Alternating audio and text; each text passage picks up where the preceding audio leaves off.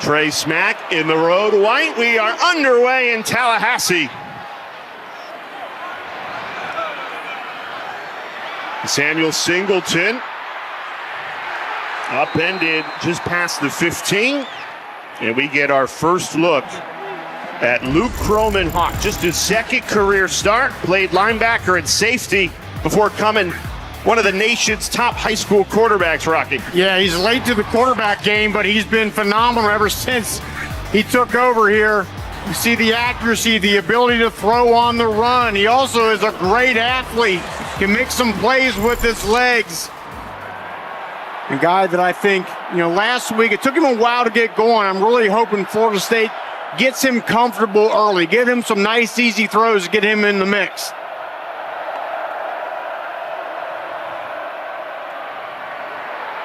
They start with a quarterback design run. That is what Kromenhoek can do. We told you, dual threat quarterback. He told us, I'm the hammer, not the nail. And his teammates said, be careful, because in this rivalry, they're going to try and take your head off. Cam Jackson, the nose tackle, injured on the first play from scrimmage. Getting attended to by the Gators medical team.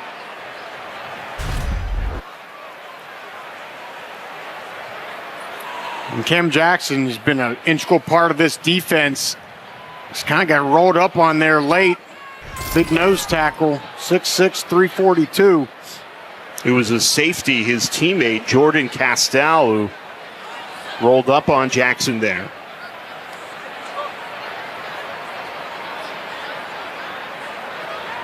This is a defense, Jay, that the secondary has been hit with injuries hard. 5 defensive backs out this season, and now Cam Jackson down. This is a repeat of last week in the win against Ole Miss. Aaron Gates on the second play of the game goes down injured. He is out tonight.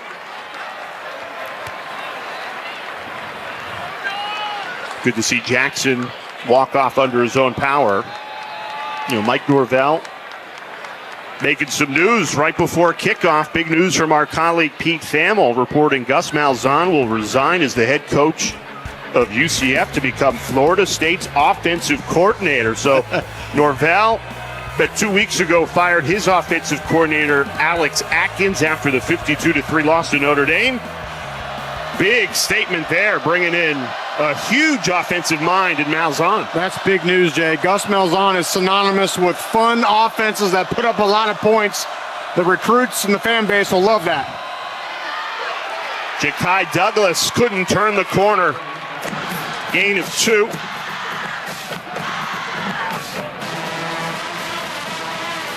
We get the early run from Luke Kromenhoek, the quarterback, trying to get him settled in now. Conversely, for Florida's defense, they want to get him out of rhythm early. I expect some pressure early, try to rattle the young quarterback.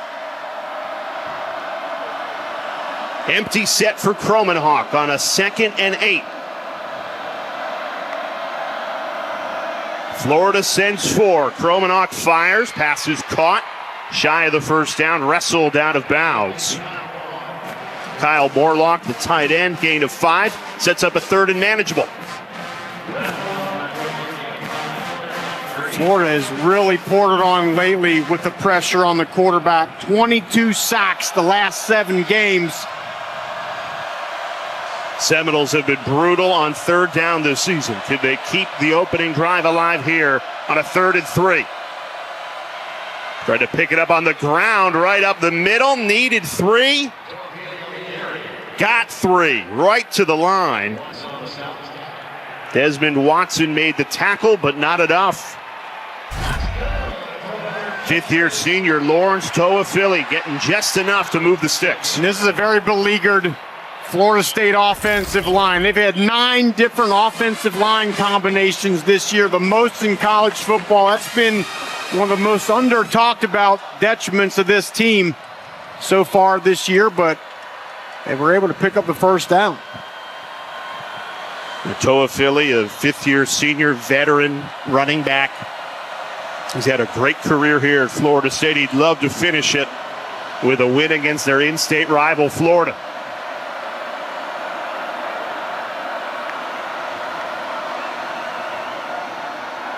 Gets the carry, running right. There's a flag down at the line of scrimmage. Bounce out of bounds just shy of the 40.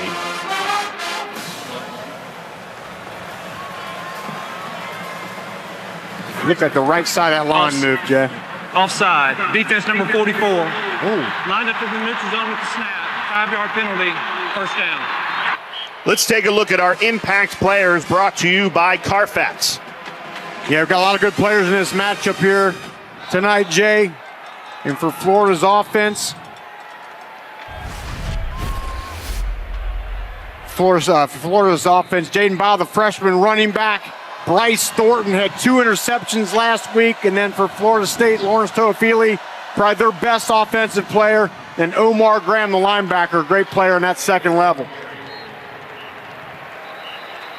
Now you mentioned the week Thornton had with those 2 interceptions in the win against Ole Miss. This Florida defense probably doesn't get enough credit for the way they've turned the tide. DJ Lagway kind of steals the headlines at quarterback, but this defense has played a lot better the last month of the season. They have. You watch them early in the season and just, we're missing a lot of tackles, and you say, man, they got the athletes out there. And I think, again, Billy Napier talked about that bye week where the defense especially and just the competitiveness they were able to work out there on that practice field has these guys flying around and playing good football.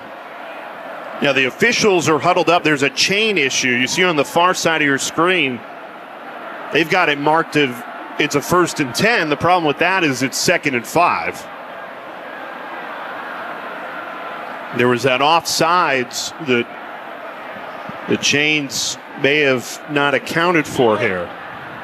The previous play is under further review.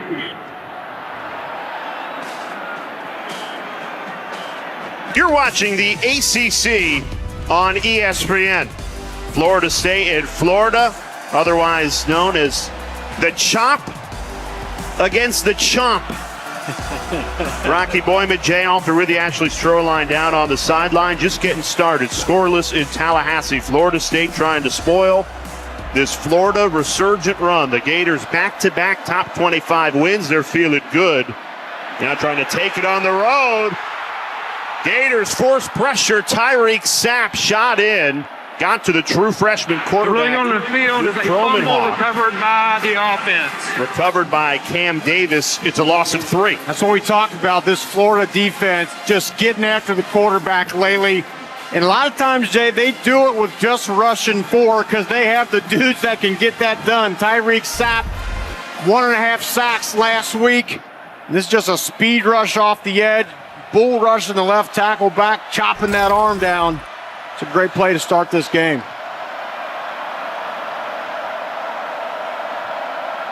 3rd and 8 after the loss of 3. Florida sends pressure. Kromenhoek in trouble. Can't escape. Down he goes. Jaden Robinson. A huge sack on 3rd down. And the Florida defense delivers. And Jay, you see this pocket just absolutely collapse around Luke Kromenhoek. Florida brings 5, but look, it's pressure up the middle, and then it converges on the end. There's nowhere to go. There is no daylight for Luke Kromenhoek to take off. Just a great job of disciplined, gap-oriented rush by this Florida front. The Florida State head coach Mike Norvell told us yesterday, we haven't helped the quarterback this season. Florida is wearing 45. You're 2-9 for a reason. A big reason is this offensive line has just been a turnstile throughout the season. They've started 9 different offensive line combos this year, and not one of them has been effective. Alex Mastromano on to punt it away for the Seminoles. And he's got a cannon for a leg. He's a Ray Guy Award finalist for the nation's best punter. Jim Dyke, running room all the way to the 50. A big return of more than 30 yards. And this will be excellent starting field position for DJ Lagway and this Gators offense. Yeah. Uncharacteristically low hang time on that punt allowed DK just some space and opportunity to get forward and give this Gator offense and this red-hot freshman quarterback. Return. Illegal side by blindside block, number 9, receiving team. 15-yard penalty, first down. So that negates the good return for DK.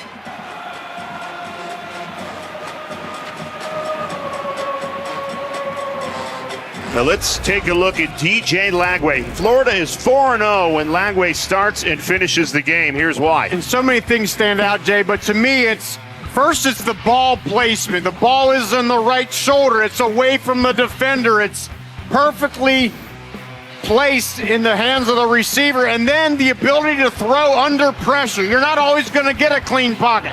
They play in the SEC. It's not going to happen. And then just the ability to make uncanny throws that you can't coach. It just has to happen from birth. And DJ Lagway is a special player. Now they started on the ground with Montrell Johnson Jr. Daryl Jackson makes the stop for Florida State. Now, one thing that also helps a true freshman quarterback in Lagway is when you can establish that run. Yeah, that's the key. And Billy Napier is a run-first coach. He is going to run the ball as long as he is the coach, and they got to establish that early. Lagway over the middle. That pass is dropped. A rare miscue from Lagway. Couldn't connect with Marcus Burke, who was wide open there. Yeah, we talked about the ball placement to start off, but this is a rivalry game. Probably some nerves going a little bit. A nice clean pocket for Lagway. Just throws it on the wrong side of the tight end. Of Burke, the wide receiver. 3rd and 7. The Florida State's defense desperate for a stop to start this rivalry game. Lagway escapes the pressure, steps up, falls forward. This will be very close to a first down. Omar Graham, great pursuit. Might have kept Lagway half a yard shy. So this will be 4th and a yard. Now Lagway's been hampered by a hamstring injury the last couple weeks, so he doesn't have that acceleration that he's used to having. And I think that was the difference right there. He was not able to use his speed. He's got his whole contraption going, Jay. He's got like an artificial hamstring made of bands. You see with that yellow right there going down the back of his leg. He's going to be in this game no matter what, but just a little bit hampered. Yeah, most importantly, that's there to just remind him, hey, you're not at 100%. Right. Try and stay in the pocket. Tried to pick it up there with his feet. It fell a yard shy. So Florida State gets a stop, keeps it scoreless in Tallahassee. More with Geico, and in part by Fairfield by Marriott. Enjoy the home field advantage at Fairfield. Filtered. Osceola and Renegade, one of the best traditions in all of college football. Osceola usually plants the spear from Renegade's back. He only dismounts and plants it when the Seminoles face the Gators. Seminole tradition that signifies real war is about to begin. You take those meetings, especially in the 90s, those top 10 matchups between Bobby Bowden's Seminoles and Steve Spurrier's Gators. It was a real war, and these two teams are ready for another rivalry war tonight. Big hit on the bubble screen. Hakeem Williams drilled by Bryce Thornton, the reigning SEC Defensive Player of the Week. Yeah, Bryce Thornton is just having a heck of a second half of the season. He was hurt early, but has really come on and solidified this secondary that's been just crippled with injuries.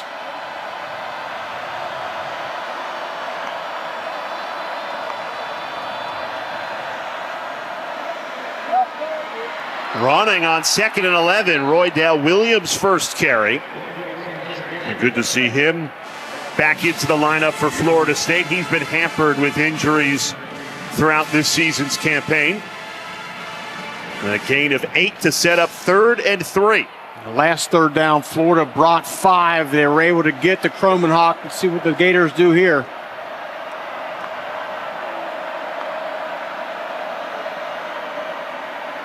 Right back. No, Cromenhawk pulled it out of Williams' gut. Slid right at the first down line, and it's where Cromenhawk starts the slide.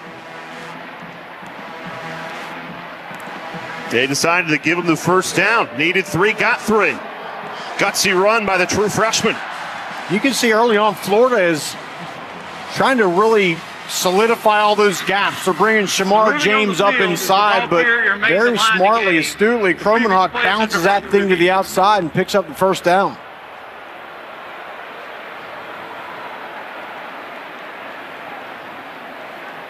And the replay officials upstairs buzz down to review. Where did Kromenhoek start this slide? We'll take a look.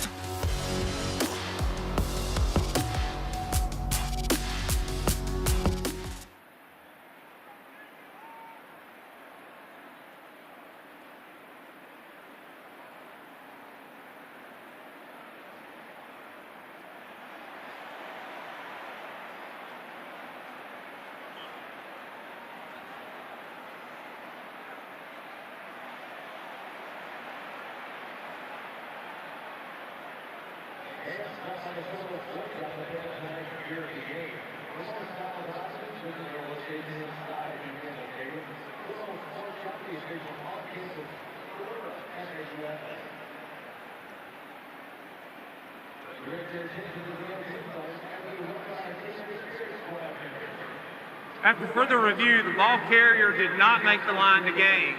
The ball carrier started his speed first slide at the 34. It'll be 4th and 1 at the 34-yard line.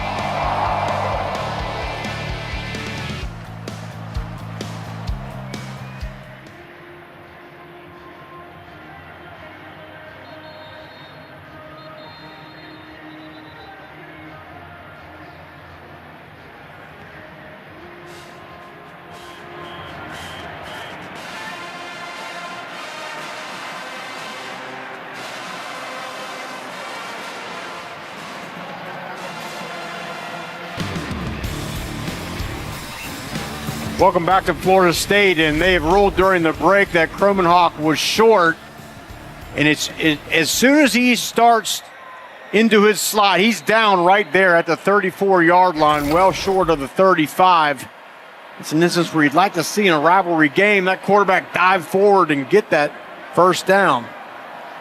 Now, we spoke with Kromenhoek during the week, and he said his teammates were telling him, hey, you got to slide. He's a guy that even during practice will go head first. I think his teammates might have gotten his head a little too much on that. We got to get a first down, man. We are scoreless so far tonight in Tallahassee. Let's take it back to 2022, the last time these two faced off at Doak Campbell Stadium. Fireworks offensively. A couple of NFL guys, Anthony Richardson to Pearsall and Jordan Travis doing his thing for Florida State. This was an awesome back and forth game. Seminoles won it 45-38. Something tells me tonight might be a lower scoring affair. Might be. I mean, Florida State, that's been their thing all year, just averaging 15.8 points per game. Have not found the end zone near enough. Billy Napier would love for tonight to be his first win against the in-state rivals. Big run here to ignite the drive. Jaden Baugh, the freshman, explodes. Big gain of 21. Gators have really run the ball well here recently. Last week, 44 rushes for 165 yards. Good job by that offensive line. Then Jaden Baugh, the freshman. Once you get to that second level, you got to make guys miss. He does it often. How about that for Florida? A sight to see. True freshman quarterback and a true freshman running back making big plays in a big rivalry. Right back to Baugh. This one couldn't get free. A loss of 1.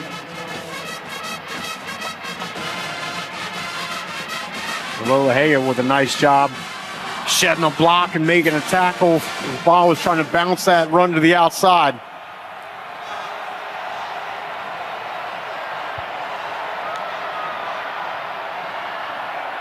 Play action. Lagway rolls right, throws on the run, and it's dropped.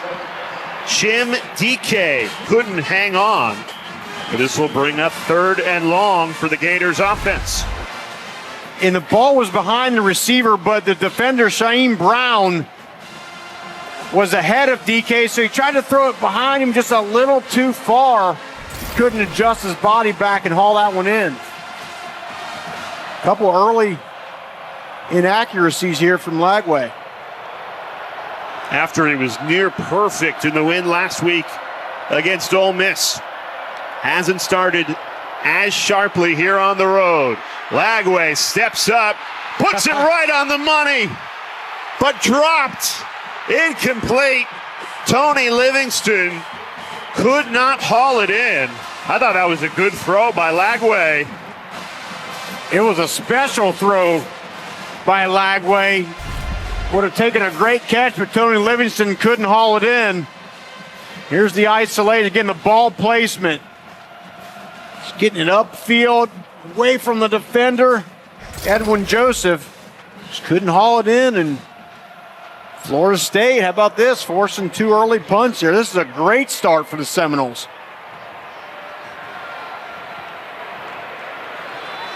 We saw earlier with Michigan and Ohio State, even if you're a heavy underdog, anything can happen at a rivalry game.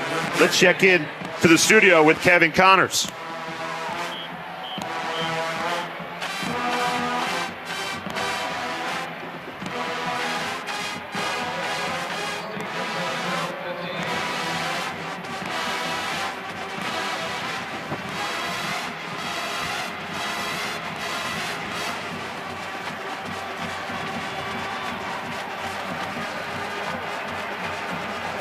So big college football playoff implications there, because Clemson or SMU will be the conference champion that likely will get the automatic berth to the college football playoff.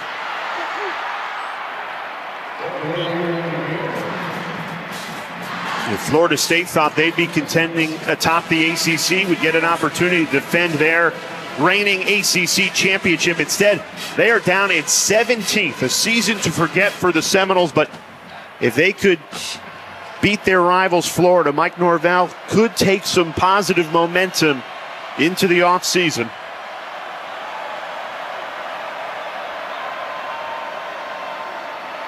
They keep it on the ground, nowhere to run. Gang tackled and stuffed there by the Florida defensive front. It's hard to run on this interior Gator line. You got Desmond Watson, 21 right there. Kind of a big guy, 450 pounds. Also Miles Graham in there as well.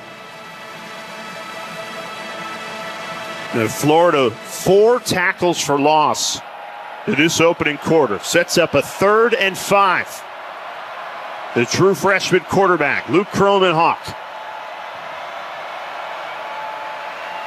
Back to throw, surveys. It's caught for a Florida State first down. Ja'Kai Douglas, the reception. And Kromenhoek moves the chains through the air. This is a nice job by Kromenhoek. This is a fire zone, so they blitz a linebacker, and you'll see they drop TJ Searcy out.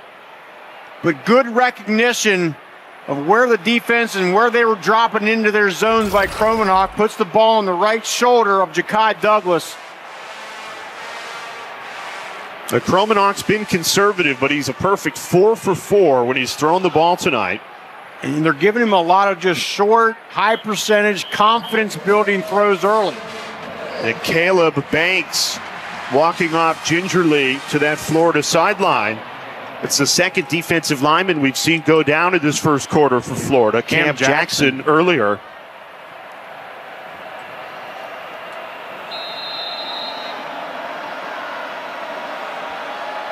And it's a 1st and 10 for this Seminoles offense.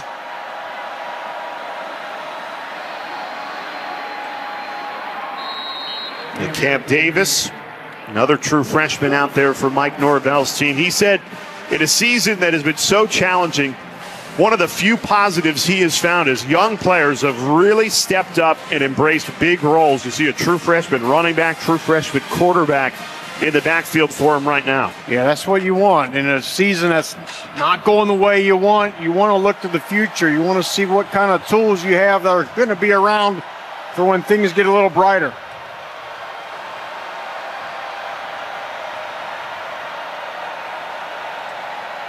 Kromenhoek.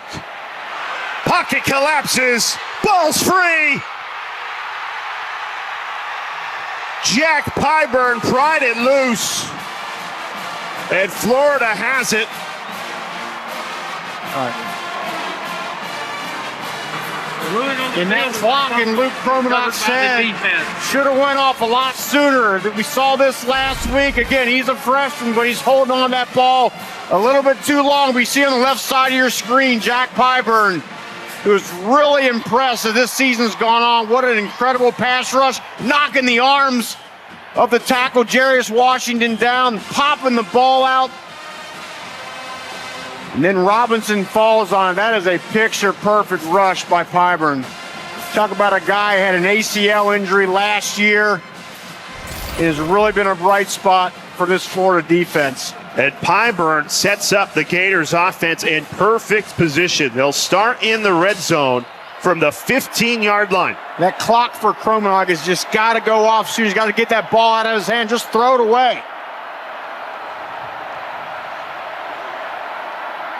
Pitch left. Jacoby Jackson inside the 5. Tumbling forward. A gain of 13. Touchdown saving tackle by Thomas. So Florida upping the tempo, trying to punch it in here on a 1st and goal. Run the ball into the end zone right here. Untouched. Jacoby Jackson opens the scoring. Touchdown, Gators.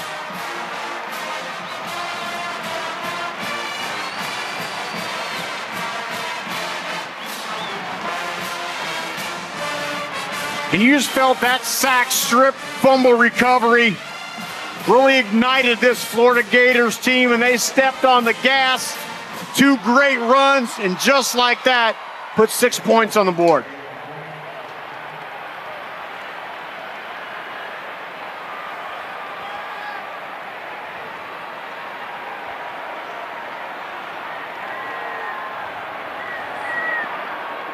That's Jacoby Jackson who gets the opening touchdown, but you said it, Rocky, the defense, a huge assist there to force the fumble.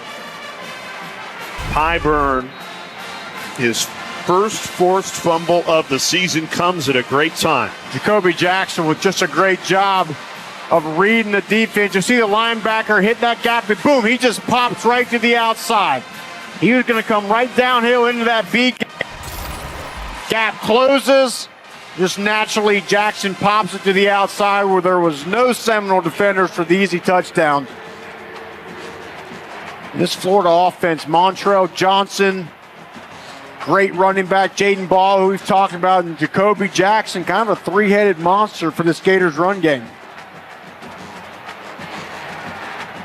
But it's all been set up by this Gators defense, Jay. I mean, already in this game, they have 5 tackles for loss, 3 sacks, a fumble recovery. They are igniting this team. And for Florida State, the turnovers have been a problem all season. One of the worst in all of college football, with a turnover margin of minus 13. Let's go back into the studio, check in with Kevin Connors.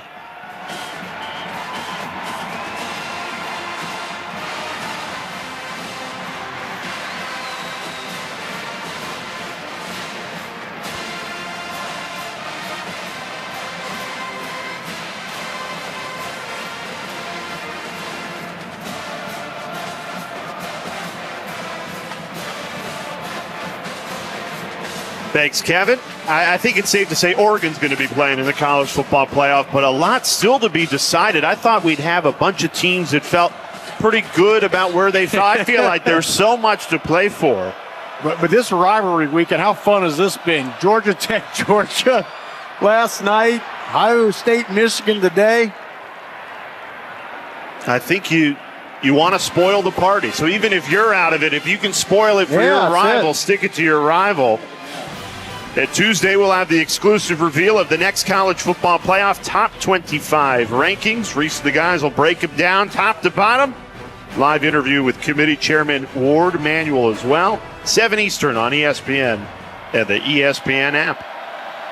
I think actually your Notre Dame Fighting Irish are looking in a great secured a spot. Kromenhoek in trouble again. He's been under duress this entire quarter. Pressure came from Bryce Thornton, the safety who came down. A late flag comes in here.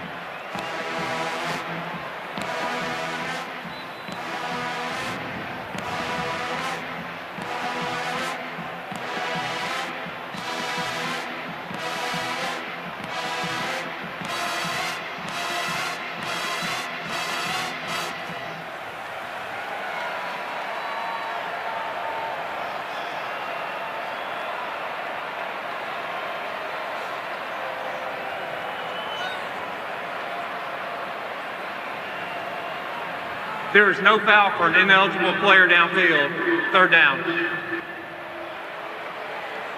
So no penalty after all. Third and long upcoming. And you can just tell this Gator defense has put out the mandate. We are going to get number 14 out of rhythm early. And this is Bryce Thornton coming on the rush. Cam Davis, the running back, can't pick him up.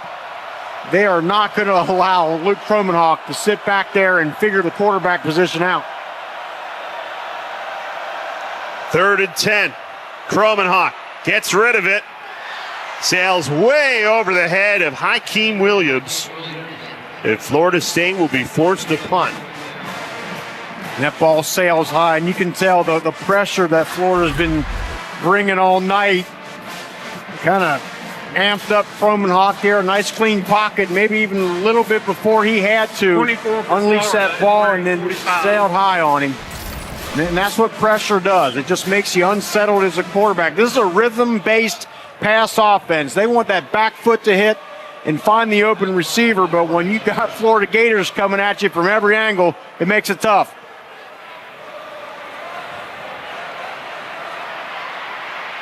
DK upended at the 30. Not much of a return there for Florida.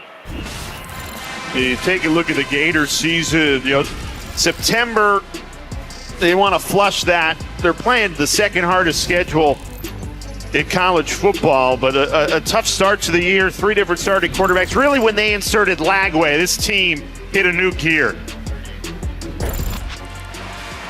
And since that bye week, 4-3, but it's been that man right there. You're right, Jay. That's just ignited this team and taken them to new levels. Billy Napier talked about how, kind of early on in spring practice, he didn't really wow that much. But then they put him in the spring game, and he just, when the lights are on, he just rose to new heights. And he said, right at that point, hey, we have something here. And as the season's gone on, they've gone to him. It's been a great move. Throwing on first down. That pass is caught.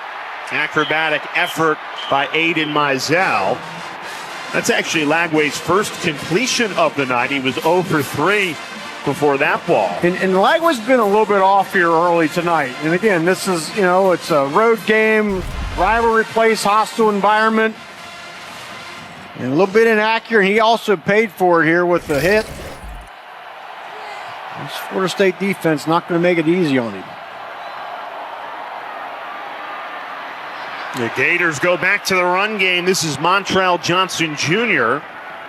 He spun down just shy of the first down, gain of 8. Good to see him get Montrell Johnson involved. He's been a huge part of this run game. Goes over 500 rush yards on the season.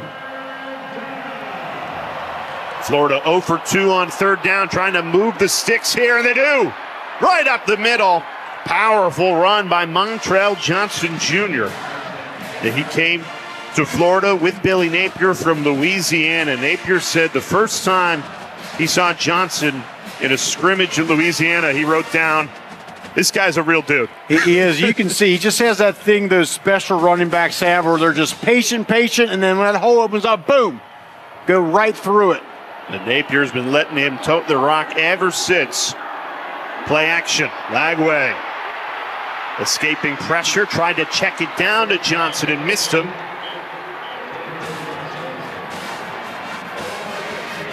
Tell you what, I've been impressed with this Florida State defensive front. Now, there's some holes on this Florida State defense, but their starting front four, they got some dudes up there. And they're pushing some guys back here and not making it easy, not making a nice pocket for DJ Lagway to just camp back there and pick this defense apart.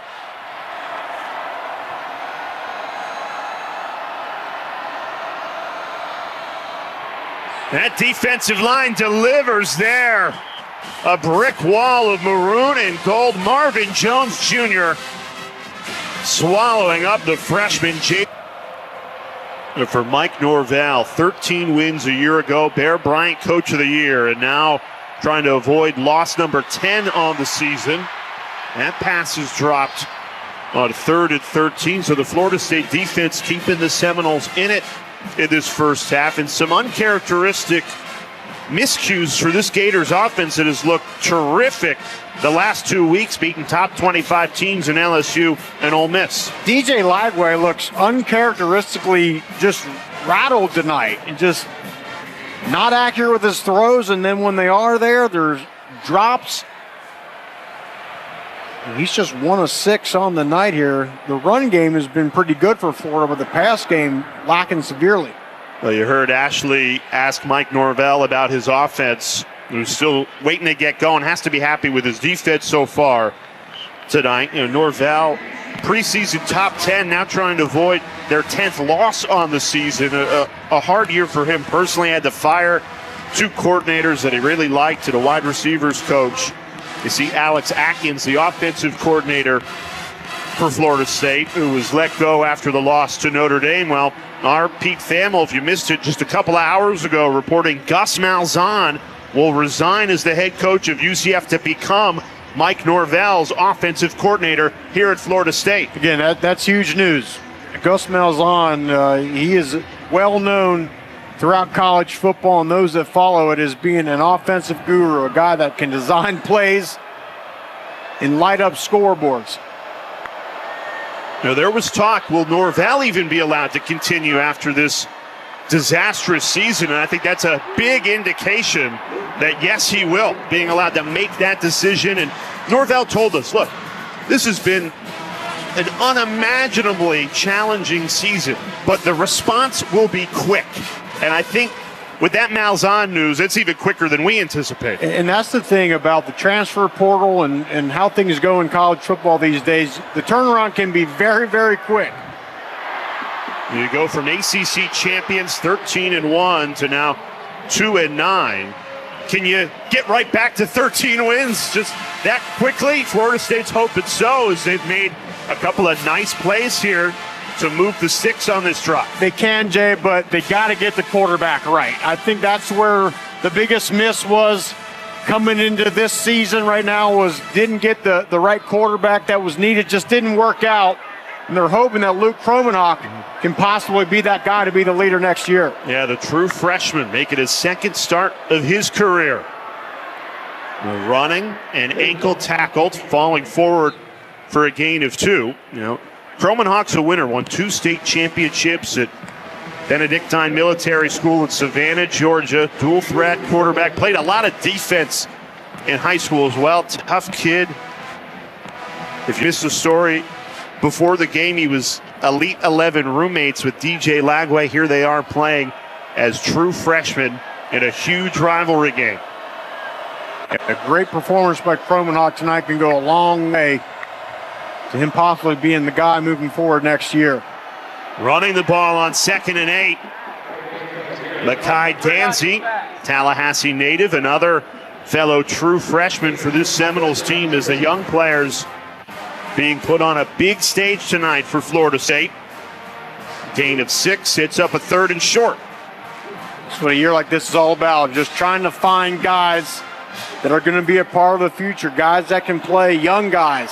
There'll be some other additions through the portal, but they want to find the players that are already on this roster to see if they can help. Kromenhoek keeps it himself. First down, Florida State, as the freshman enters Gator territory. Gain of 15. I'm not sure if Florida came into this game realizing how much of a run threat Luke Kromenhoek was going to be. He's been very effective with his legs and a great ball fake, riding that thing down and pulling it. Great decision when the defensive end collapsed. He kept it himself for the first down. Empty set here for Kromenhoek. Surveys, decides to take off and run again. And I'm fine with that. You know, he had some time, so he was patient in the pocket, went through his progressions, 1, 2, 3, it wasn't there. Saw a little window open up, and instead of just forcing a ball into coverage, he went forward and got a couple positive yards. Take 4 yards on a run all day. This is the most comfortable he has looked for Florida State.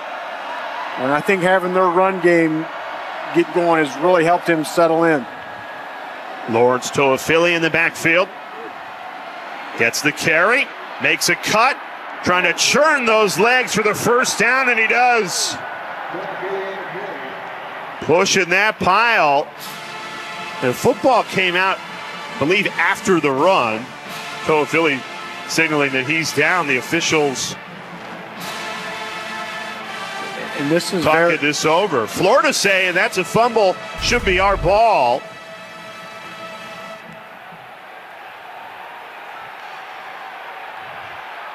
Shamar James rips that ball out. The ruling on the field is the ball carrier down, having made the line to gain. The previous play is under further review. And that is the dangerous part when you're churning your legs for the extra yards in a rivalry game. I think Shamar James poked it free. They'll take a look as we step aside.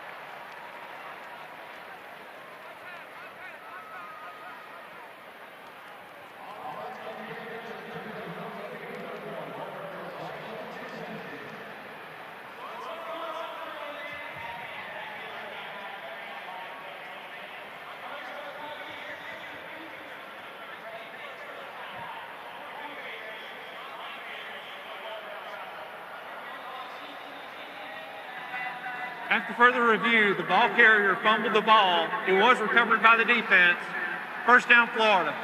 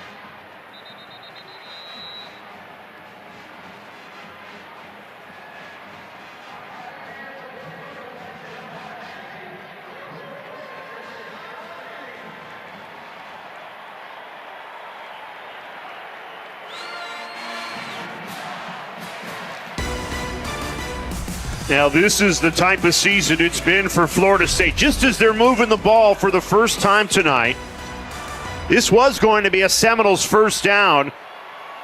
Instead, Toafili has it ripped out by James. James recovered the football after they took a look at it upstairs. So it'll be Gators ball, and that is the second forced fumble by this Florida defense tonight. It's just the things, Jay, that in a season that's already just not gone their way, haven't been able to get a lot of explosive plays, and on top of that, you turn the ball over twice already in this game. It's the things you can't afford, the things that make Mike Norvell just go crazy. They are minus 14 turnover margin on the season, minus 2 tonight. And their 19th turnover on the season. Lagway in trouble. So tough to take down. Spins out of the sack. Throws on the run. First down, Florida. There's a flash of what makes this freshman quarterback so special. Hey, look, before that throw, DJ Lagway is 1 of 6. Looks all out of sorts. Just can't seem to find any rhythm, and then he just goes and makes a Superman-type play. 240 pounds, tough to take down. Darrell Jackson Jr. just learned that the hard way. He had him wrapped up, but couldn't complete the sack. And Lagway turns it into a gain of 17. That's the confidence builder Lagway needed. And Florida yet to establish the run tonight. Jacoby Jackson stonewalled there. Take another look at this special play. Well, you mentioned the size, 6'3", 240.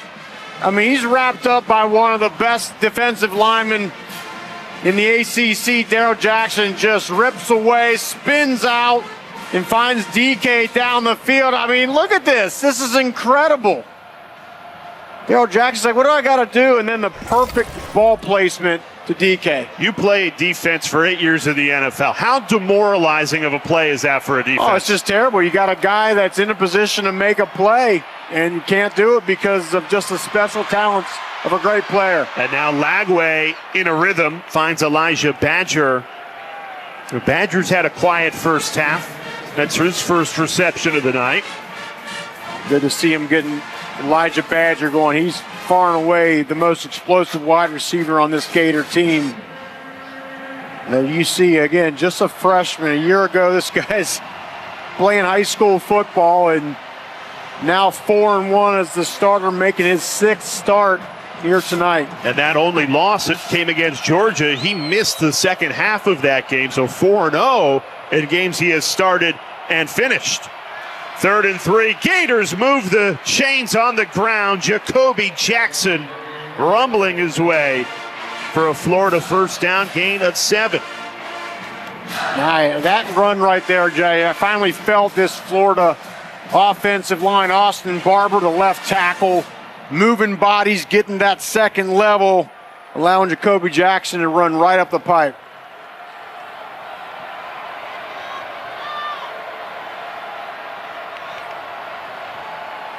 Play action.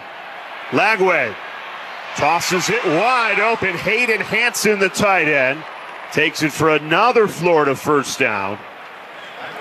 Let's check in down on the sideline with Ashley. Well, DJ Lagway credits a lot of his success this season to Graham Mertz for being that leader, that vet on the team that's really taken him under his wing. They room together on road trips. They go through tests and tips together. Coach has said it's been incredible to see how Graham has handled the entire situation with the Gators committing to DJ, but it's been so good for DJ and his development. Lagway added that he actually studies Mertz' preparation, his notes, and now he carries himself like a pro. 58 offense. 5-yard penalty, first down. Mertz obviously out for the season with that torn ACL, and for a player who's out of eligibility, would have been fine to just say, hey guys, I'm going to try and rehab this on my own. Instead, still travels with them on the road. Roommates, as Ashley said, with Lagway on road trips. Yeah, that's just a great move by Graham Mertz here to be involved in DJ Lagway. You're a young player. You got to learn from someone how it's done at this level, and Graham Mertz has really taught him a lot. Now Lagway finally into a rhythm here. He only had one completed pass before this drive began. He is 4 for 4 on this drive. Yeah, it just felt like it was just a little bit stagnant. He couldn't really get in the flow of this game. And there's Graham Mertz. I had the injury and is still wanted to be a part of this Florida program here, helping out DJ Lagway, helping out this entire team. Big hole opens up. Really, for the first time tonight, Jacoby Jackson runs right through it. Gain of 7. KJ Kirkland in the secondary makes the stop for the Seminoles at a 3rd and 4 upcoming.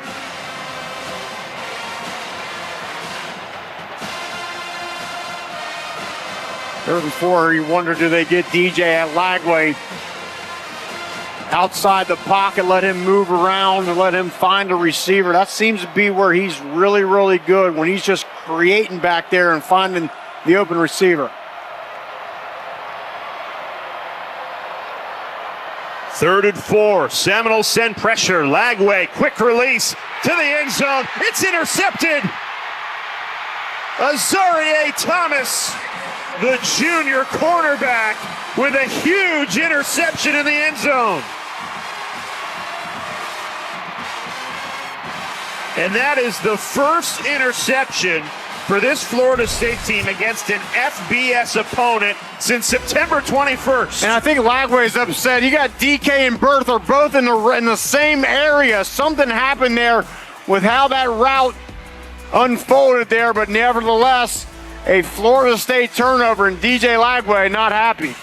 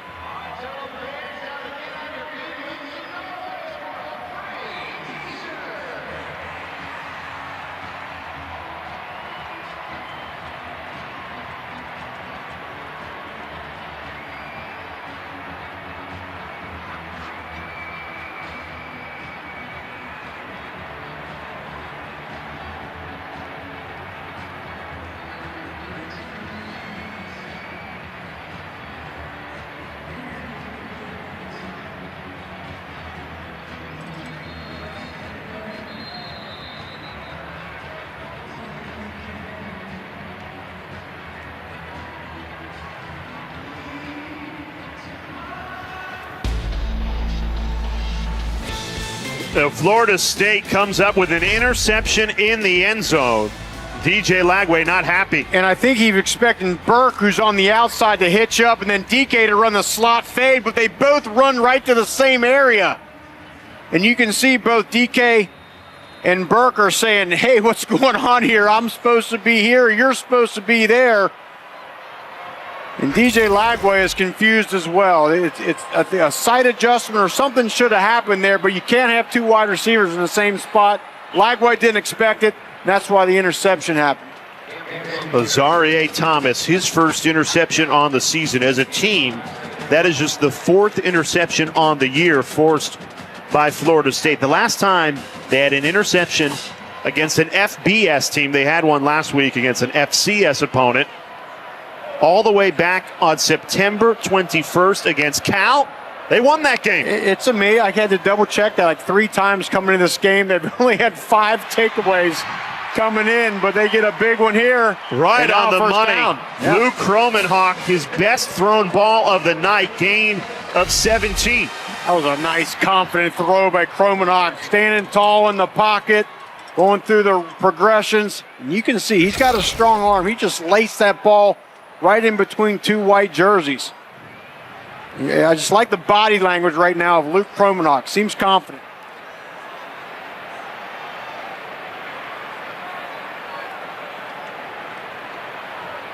Bridges took a knock, and Florida cannot afford to lose another player in this secondary. Already 5 injuries sustained to this Gator secondary this season.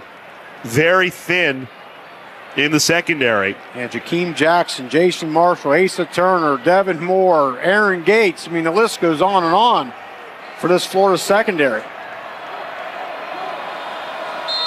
The 1st and 10. 4:43 remaining in this first half. Florida State trying to capitalize off the interception in the end zone. Play action. Kromenhoek dialing up a deep shot into double coverage. That pass is incomplete.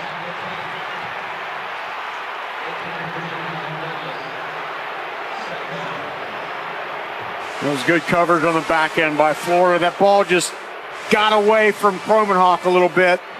They were taking a shot against Jameer Grimsley, the freshman corner who came in for the injured Bridges. And Kromenhoek had a clean pocket. He's trying to find Ja'Kai Douglas. Is there enough contact there? The officials say no, but you could see that Grimsley did get a hand going against Douglas. But I like the move there. Mike Norvell said, look, they're sending another secondary player out. They got to rotate another backup in. Let's try to take a shot. Let's test that secondary. It just didn't work out. Blown up in the backfield. Roydell Williams hit immediately by Cameron James. The sophomore shot in. It's a loss of 5. This Gator defense just attacks. There he is right at the defensive end position, just shooting right through, just splits the double team and comes in the backfield. That's the 6th tackle for loss by this Gators defense.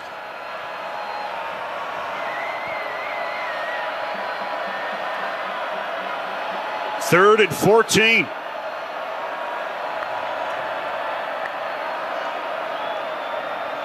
Gators send 4. Kromenhoek trying to escape right. But he's dragged down. Might have gotten the ball off. Jaden Robinson was in pursuit. Ruling on the field is the ball carrier down. This Florida defense has been relentless in this first half, and they count it as a sack and a loss of 7. This is just a great job defensively by Florida. They're going to rush forward, but they're going to put Jaden Robinson on spy. And he just presses the pocket, presses, and as soon as Kromenhoek escapes it, boom. 24 for Florida is 30. Runs him down. That's exactly how you play that spy technique. You don't just run up in there. You just patient, squeeze, squeeze, squeeze. Comes out of the pocket, then you use your speed and bring him to the turf. Well, Alex Mastrobano back on. Ray Guy Award finalist, which will go to the nation's best punter. Now, he has had a busy season. And gets all of this one, driving DK back to the 10-yard line. Does well to get back to the 20.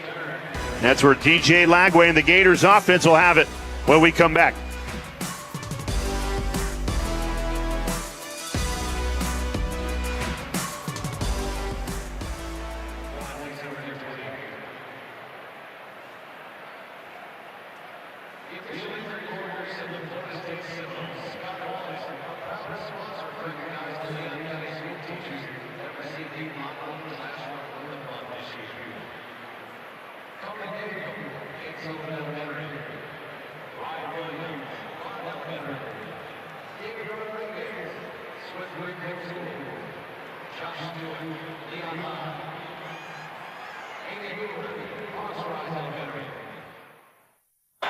Somehow made it to the road game at SMU 4 days later. Had surgery the next week. Still gets to the Clemson game, and then it was a much-needed bye week for Pave. That's true fandom right there. True fandom, and the fact that he looks like Ric Flair makes it even more awesome. But speaking of awesome, look at this play. The eyes stay downfield, escape out of the pocket, and look at the ball placement. That's what I was talking about before the game. It's one thing to be accurate, to put the ball on the receiver. It's another thing to have the placement away from the defender on the upfield shoulder. Those are the little details of the quarterback position that DJ Lagway, as just a freshman, has already figured out. I was going to say, before that excellent throw by Lagway, Matt Pave and the Florida State fans have to be pretty happy with this first half, particularly their defense. But here's the thing, Rocky, you have to hold the line here to end this first half. Keep it a one-score game headed into intermission as Florida takes us down to the 2-minute timeout. So Florida with 3 timeouts, 2 minutes left to this first half, and DJ Lagway finding form, a true freshman making plays like these.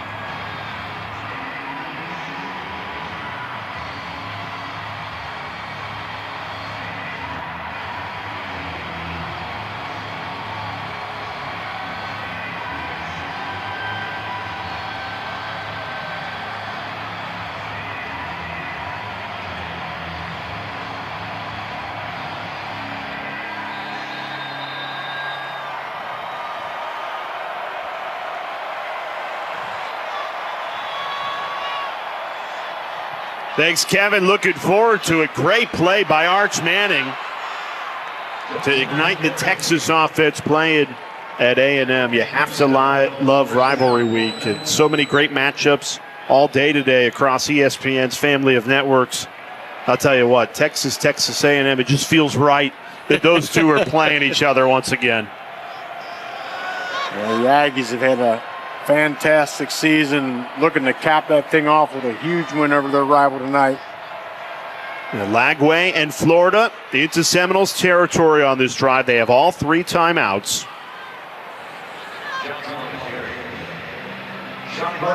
In our matchup tonight, 2 true freshman quarterbacks. This is the 68th meeting between these 2 teams in this great in-state rivalry. The first time that both teams are starting a true freshman, and it's the first time in all of college football this season that 2 freshman quarterbacks are going at it.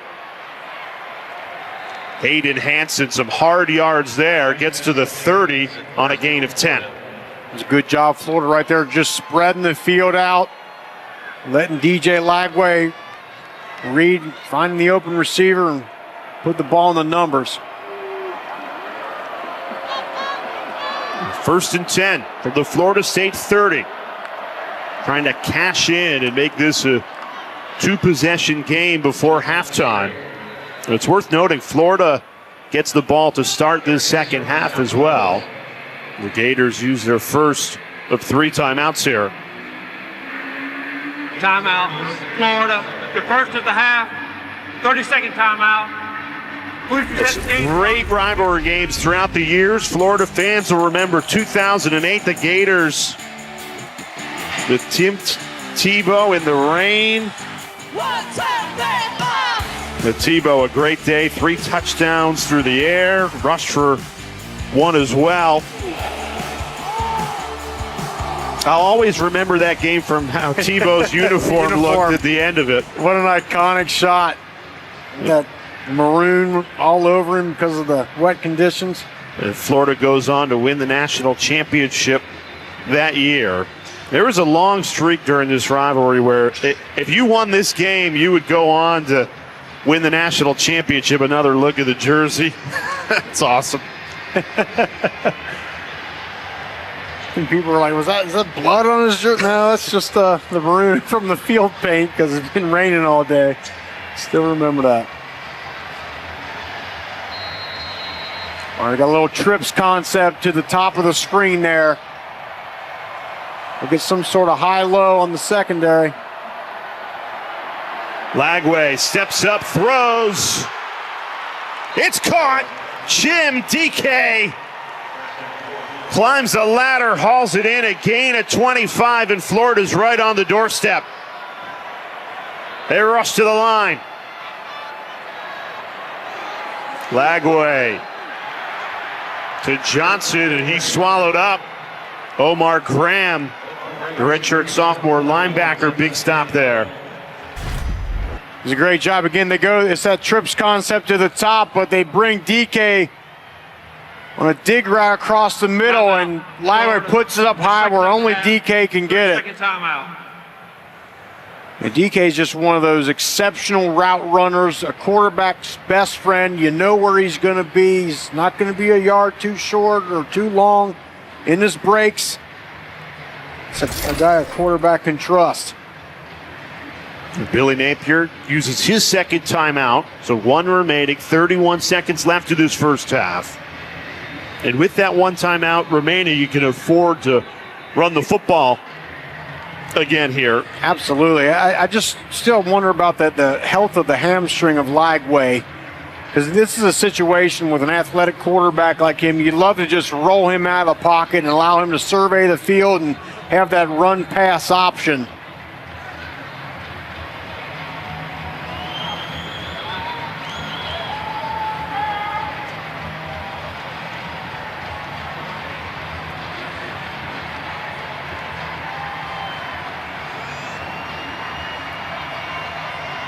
Well, the top target in the passing game has been 17, Jim DK. He's lined up in the slot to the far side of your screen. You got Elijah Badger toward the bottom of the screen here. Play action. Lagway off his back foot, throws to the end zone. It's caught. Touchdown, Florida. Marcus Burke shook free in the back of the end zone, and the Gators strike right before halftime. As we pointed out earlier, it might have been Marcus Burke who might have run the wrong route on that DJ Lagway interception. Right here, he runs the correct route. Comes from the other side of the field to the back corner of the end zone, and Lagway puts it on him.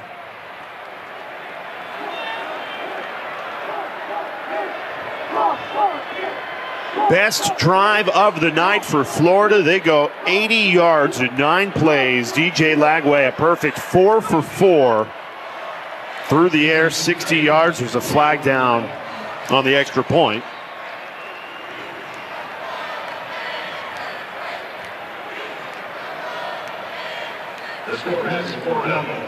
DJ Lagway hasn't been perfect tonight by no stretch, but he's missing big throws. Defense number 11, lined up in the neutral zone at the snap. Penalties decline. The try is good.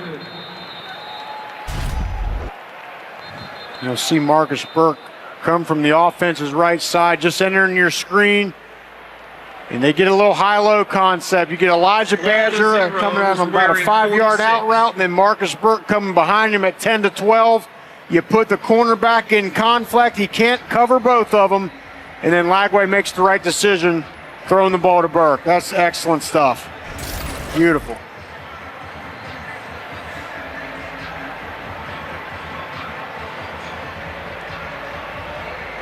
And for Florida, they cash in right before halftime, and they'll get the ball to start the second half. So a potential double score for the Gators to blow this lead open. And for Florida State, you have to imagine, even if they were able to hold Florida to a field goal there, you go into halftime down 10-0, okay, but giving up a touchdown there late's got to sting.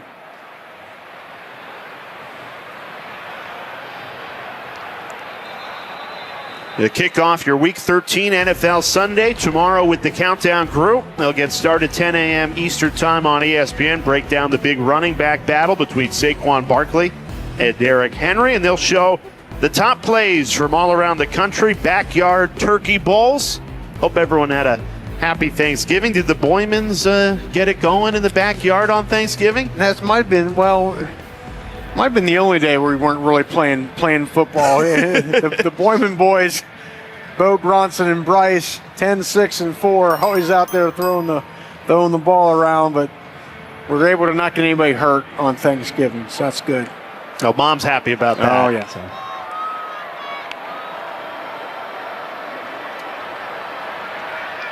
Florida State being aggressive here. A risky ball, nearly picked by Bridges.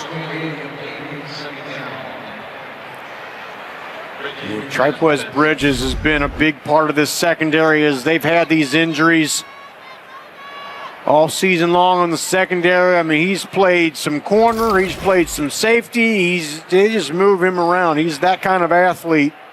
He's been making an impact. Almost came up with an interception there.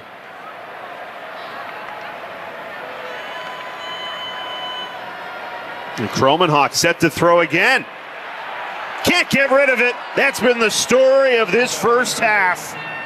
Another Florida sack. Cam Jackson to turn it on in that second quarter. Yeah, after that 1-6 start, he was 8 for 9, had a couple really nice throws to DK, and then found Burke in the back of the end zone right before that half ended. Looks like he's finally in the groove here. And for DJ Lagway, we talked early on, just struggled a little bit, just looked a little bit out of sorts, but then just made this exceptional Superman type throw to DK on the sideline. Then here comes another one to DK. Perfect ball placement over the outside shoulder, and then finding Burke in the back of the end zone. So that's what quarterbacks got to do. Sometimes it's not always going to be perfect. You're going to have some bad throws. You're going to have pockets collapse on you, but you got to hang in there and stick with it, and he's done that tonight. So what can the Garnet and Gold do defensively to try and contain Lagway in this second half? I think the first thing they got to do is stop the run here because Florida's done a good job in here. There we go. Right on cue. Montrell Johnson blown up in the backfield. Blake Nicholson the first to get there, but a ton of Seminoles pursuing the football to start this second half. This is a Florida offense that is built on running the football. First and foremost, you got to stop that.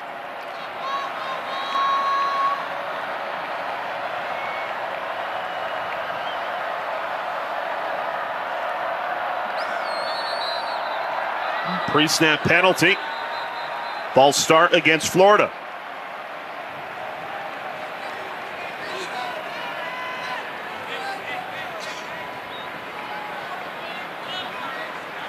Before the snap, false start, offense number 65. 5-yard penalty, second down. So we mentioned a couple times in the first half, this is the first time that these two teams are playing freshman quarterbacks in the same game against one another. And Kromenhoek had that fumble early in the game, been very conservative in the passing game. We've seen flashes in the run game, and Lagway slow to get going, but found form in that second quarter. 2nd and 19 here. Lagway steps up, throws over the middle, big hit. Shaheem Brown laid the lumber there. Marcus Burke did well to hang on. And a good job of Lagway stepping up in that pocket, but as he was doing, his eyes weren't looking around to find where's the defensive end, where's the pressure. The eyes stay down the field right there. It's a perfect look at it. Just nice, easy step up in the pocket, find your receiver.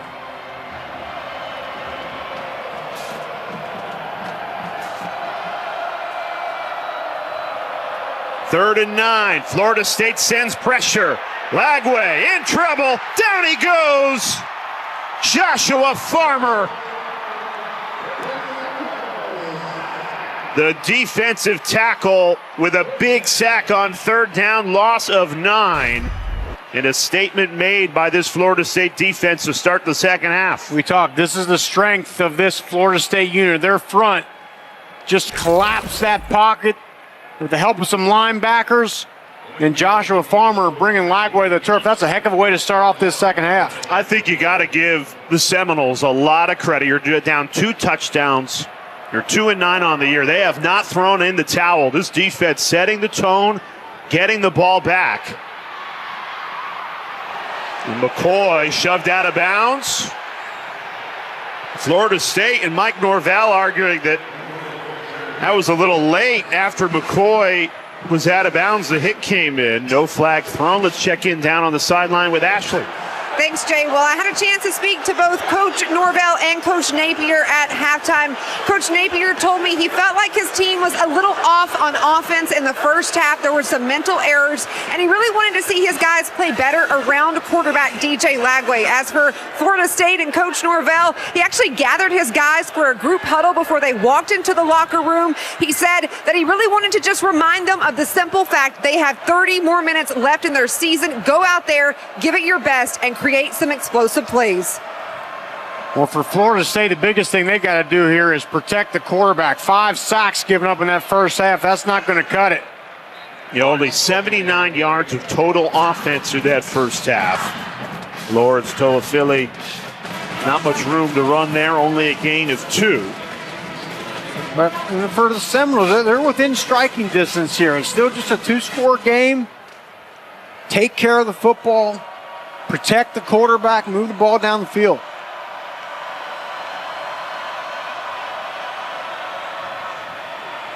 A late handoff there. And Toafili rumbling forward to the 50, a gain of 11, and a Florida State first down. This run game has been good tonight. Jeremiah Byers, the right tackle you see there on the end, just good job just shuffling his feet lateral to the side, pushing the tackle out of the way. Throwing on first down, quick hitter. Passes caught. Malik Benson, his first reception of the night, and a gain of 5. One thing that has plagued the Seminoles offensively this season is they just lack that playmaker. They're the only ACC team without a 500-yard rusher or receiver. Yeah, you always need that guy, that go-to guy on third down or big situations in the game. They haven't found it here. Into Florida territory. Slide, and a flag comes in. Luke Kromenhoek getting down. And 3 flags now on the field. Jack Pyburn came in for the Gators. We saw Kromenhoek slide. Play, personal foul, unnecessary roughness, number 44 defense, 15-yard penalty from the end of the run, automatic first down. And this is always the toughest thing for a defender. You got Luke Kromenhoek, who's 6'4", 210, can run, and right at the last second he goes down. It's just hard to pull off that. It's unfortunate, but it's a penalty that's called in today's football. We saw a Kromenhoek slide go against the Seminoles in the first half where it negated a first down. This time it leads to a first down inside the 30. Kromenhoek in trouble. The pitches is off. Toafili with room to run. Inside the 20 before he's wrestled out of bounds. So what should have been a sack turns into a gain of 10 and another Florida State first down. He's done an excellent job by Kromenhoek. First of just staying alive. I mean, look at this. He has Bryce Thornton draped all over him in the presence of mind, the vision to find Toafili. Great play. Florida State into the red zone for the first time tonight. That pass is incomplete, looking for the freshman tight end Landon Thomas. And I still like, Jay, how they've used Luke Kromenhoek in the run game tonight. He's been effective. Been a nice little change up for this Florida D.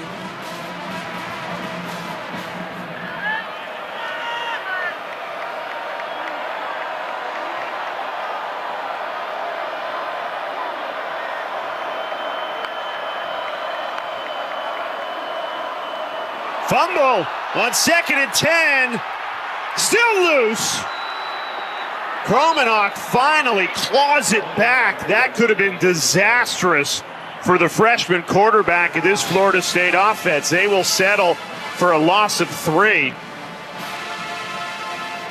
Florida State very, very lucky there. Zone replay. Kromenhoek is reading Jack Pyburn. The end. Just for whatever reason, he's getting that football sorted in his hand. It goes to the turf. Jaden Robinson has his hands on the ball for Florida, the sophomore linebacker. I think it was Kromenhoek that knocked it back out of his hands and then recovered it. That's great heads-up play.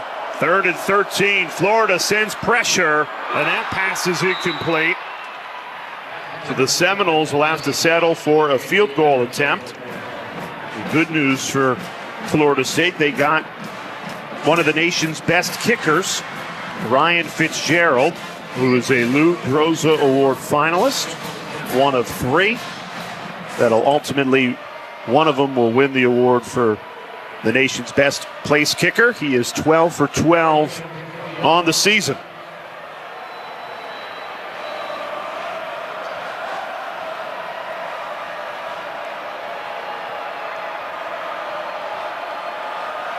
And Fitzgerald from 39 puts it right through.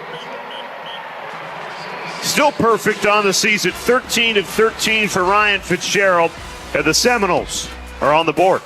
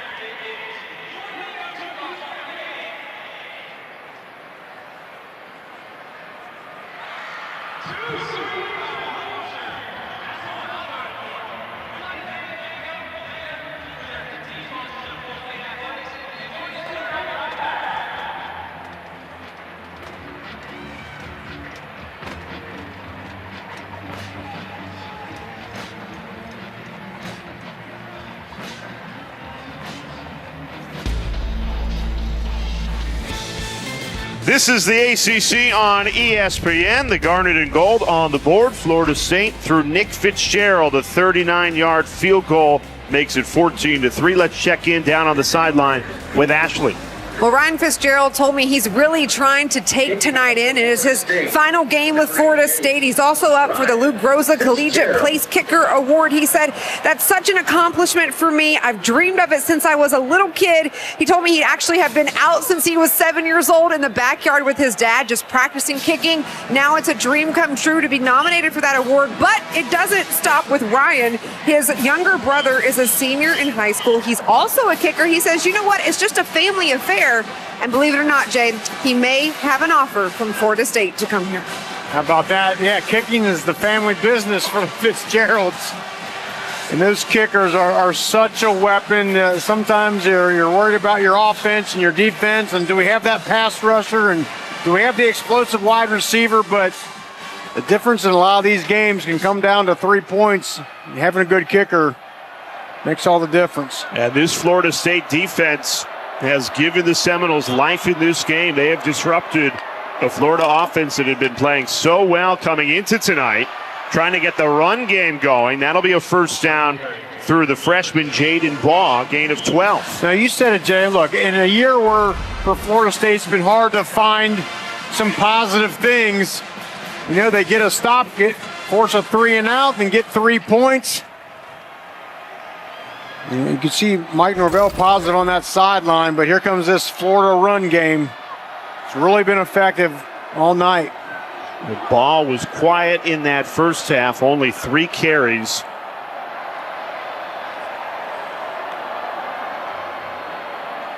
And gets the touch again.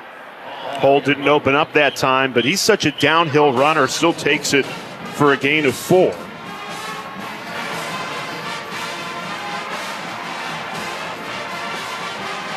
Yeah, this zone run scheme by Florida, it's a zone scheme, but it's not necessarily designed to go to the outside. It's designed to start to widen that defense, but then really go north-south. Lagway on 2nd and 6, throws, pass is caught.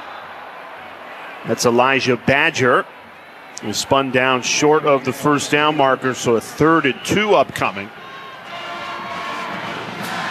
And I think DJ Lagway, I've been impressed with how, again, he started off kind of slow, but didn't allow himself to go in the tank. He's come back and been very effective. Now a key 3rd down here to try to keep this drive going. And it's Baugh who stays in the backfield on the right hip of Lagway. 2 freshmen for Florida. Trying to move the chains. Lagway throws, nearly intercepted. Shaheem Brown got his hands on it. And I'll tell you what, though, Jay, Darrell Jackson for Florida State, the defensive tackle, has been in Lagway's kitchen all night, harassing DJ Lagway. What a great matchup that's been here tonight. And here we go, Florida State forcing another punt.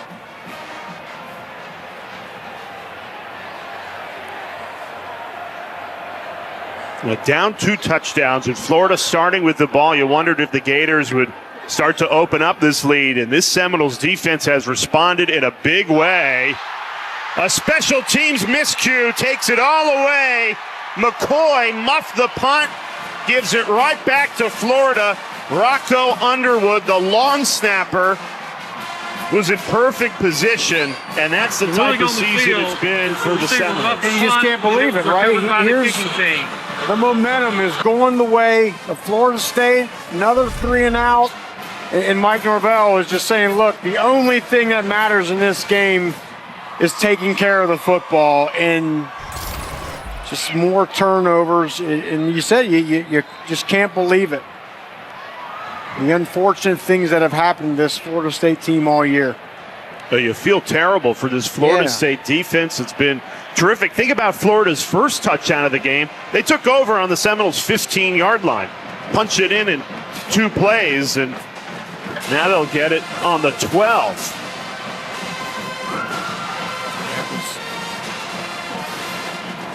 Toafili earlier that stopped a nice drive, and McCoy there. In a season full of demoralizing sequences for Florida State, you add another. The long snapper, Rocco Underwood, snaps the ball, runs down the field, and then bounces right into his lap. The right place at the right time. That's why you run down there. A lot of times the defense, they never block the long snapper, so if those guys get down the field, good things happen.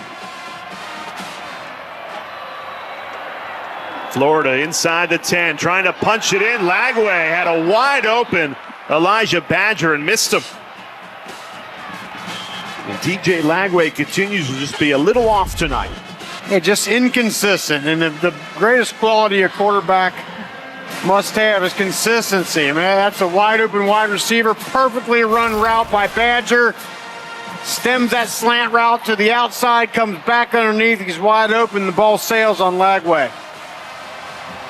It's one, you can make those wow throws, but a coach will take just consistent throws all the time. He'll take that any day of the week.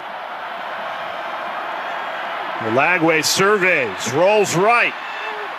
Nobody open, just takes it out of bounds. And the Florida State defense put in a terrible position, delivers again. Can't say enough good things about how the Seminoles have played defensively in this third quarter. It's been exceptional tonight. You talk about the things to be positive about and try to springboard into next season, how this defense has risen to the occasion and players have stepped up. It's been a real bright spot. So Florida will settle for a field goal attempt with Trey Smack.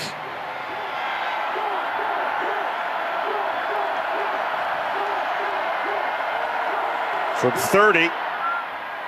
Smack had plenty on it. Sails it right through. So Florida back up by 2 touchdowns. They settle for 3 after the muffed punt.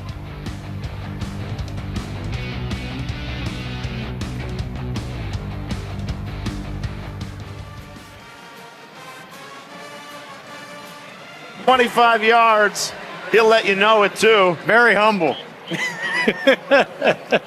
Not quite the next Ryan Fitzgerald. Right. Who's obviously the excellent place kicker and Luke Rosa Award finalist for Florida State. He's got the Seminoles' lone 3 points tonight.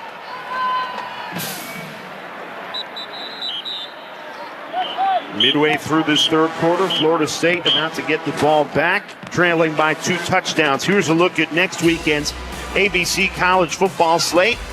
It starts Friday night, 8 Eastern time, with Army in Tulane in the American Athletic Championship game, and then a monster triple header kicks off Big 12 Championship, then SEC Championship, and the ACC Championship between Clemson and SMU. Miami going down to Syracuse earlier today. The season started thinking maybe Florida State would be defending an ACC championship. They find themselves at the wrong end of the conference standings this season.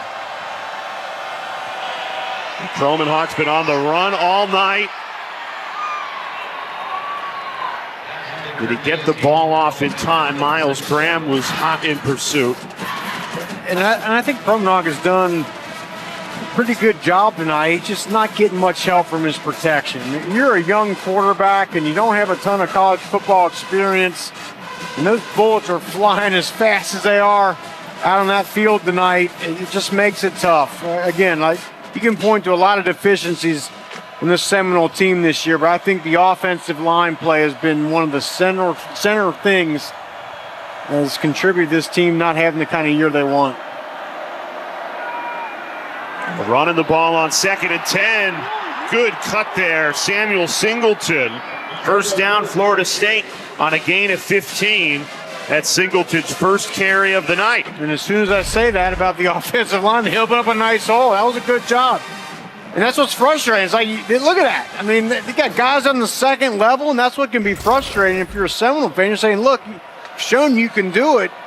Just we can't follow it up with 3 negative plays. Kromenhoek pitch. Running right. Spun down at the line of scrimmage. No running room that time for Samuel Singleton Jr. And they've been very safe with Luke Kromenhoek tonight. I haven't asked him to do too much. I think to his credit, he hasn't forced the ball and tried to make plays that weren't there and turn the ball over. Can't have that.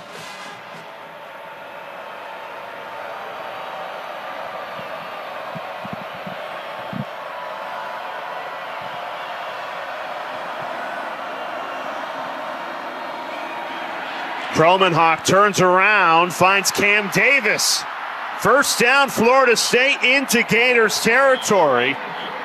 A gain of 14 as the Seminoles have strung together some positive plays.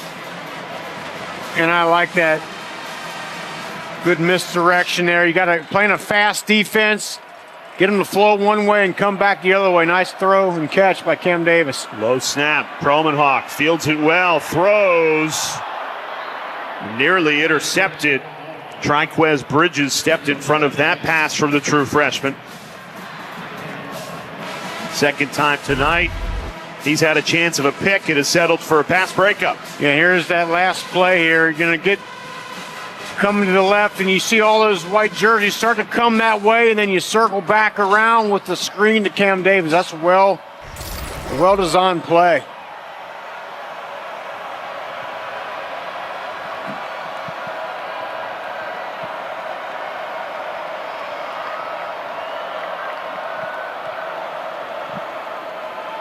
If Florida State's been comfortable running it on second and long, they've had success on this drive previously, but that time stood up, no gain for Roydell Williams. Tyreek Sapp and Cam Jackson, the two up front for Florida, making the play. It's good to see Cam Jackson back in there. If you recall about the second play of the game, he went down. Didn't look pretty, but fortunately, both Cam and the Gators, looks like he's okay.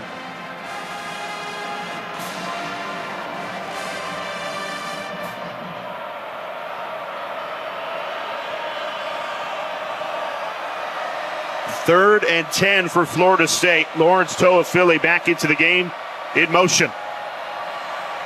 Good protection.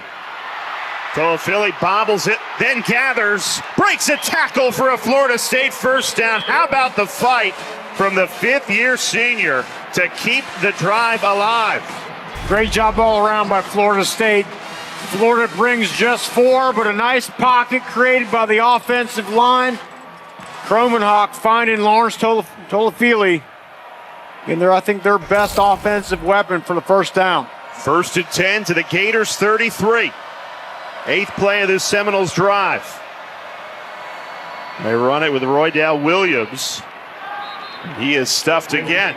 This Gators run defense has come alive as there's some pushing and shoving over the 30-yard line.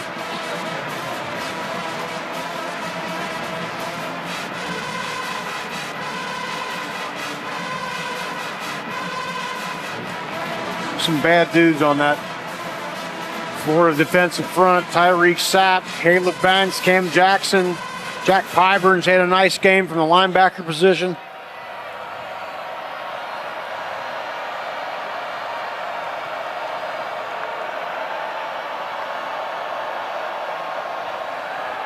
Kromenhoek escapes the sack. Tucks and runs. Past the 30, spinning and falling forward to the 26. Gutsy run by the true freshman on a broken play. That's what you need out of your quarterback, especially when your offensive line is struggling. Do you have a guy that's athletic enough, strong enough to just keep the play alive and make something out of nothing? Kromenhoek, being the great athlete, former linebacker in high school, makes a big play there. 3rd and 3. They run it with Williams. And he is spun down, shy of the line to gain. Now you are comfortably in range for Ryan Fitzgerald, but do you leave the offense on the field for a 4th and short? I think you're having a nice drive here. I think you go for it. At some point, you need to get some points. And Mike Norvell agrees with you. 4th and 2. ESPN analytics say go. Kromenhoek goes under center. Kept it. Play action wide open. Busted coverage. All the way to the 5-yard line of 4th and 2. And the true freshman Luke Kromenhoek delivers with some trickery. An incredible job of deception on that play. Luke Kromenhoek sold that run fake. The entire stadium thought he'd handed that ball off. And he finds Amari Williams. So we'll step aside. Florida State in business. A gain of 20. Sets up a 1st and goal.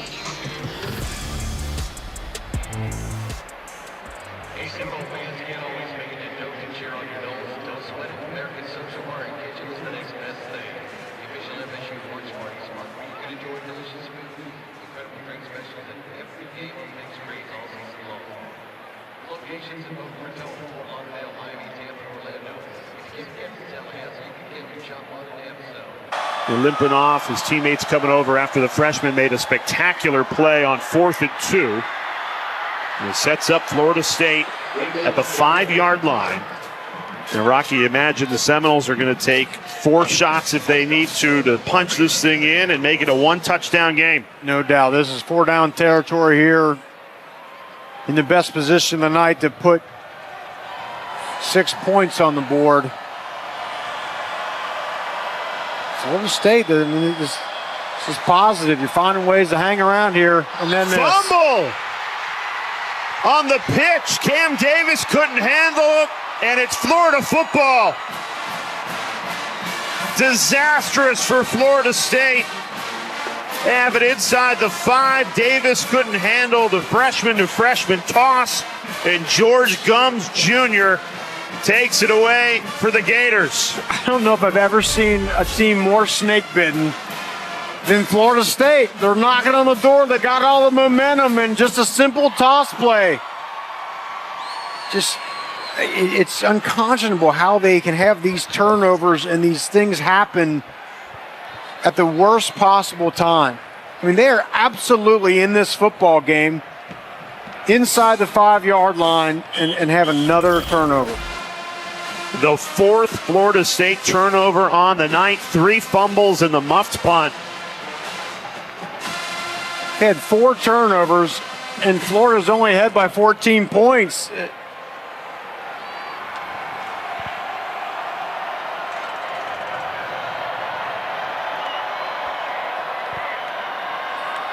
Jacoby Jackson runs it to start the Florida drive. Played good, getting takeaways. We've got to take advantage of those opportunities. And speaking of the defense, how big was that recovery to in the 3rd? Yeah, we've had some, we talked about takeaway behavior, and we've been fortunate today to create some takeaways. All right, Coach, thanks. All right, thank you.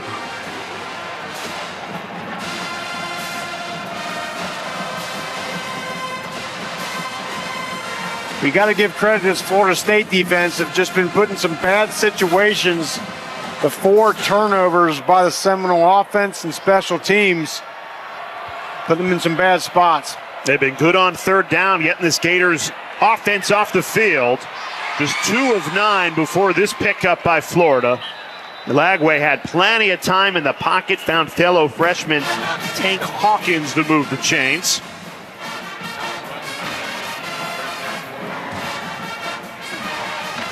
And DJ Lagway, I think tonight he's made some special throws. He's made some inconsistent throws, but I think you see the progress, you see the talent, you see his leadership.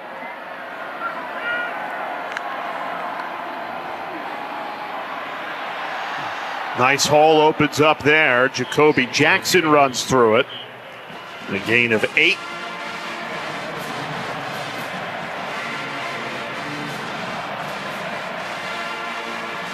There's no better friend to a quarterback, a developing young quarterback, than a great run game. Jacoby Jackson tonight, 9 rushes, 45 yards. They go right back to Jackson.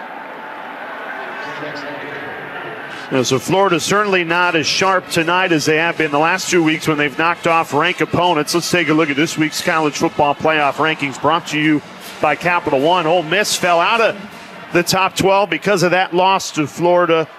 Clemson with the loss of South Carolina, they'll be falling out. I guess the big question is how far does the committee drop Miami after the number 6 Hurricanes lose to Syracuse?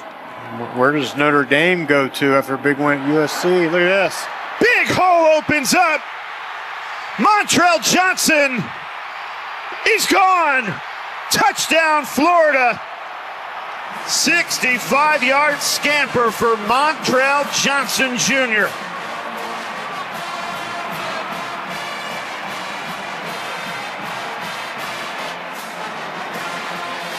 And check out this hole that Montrell Johnson sees.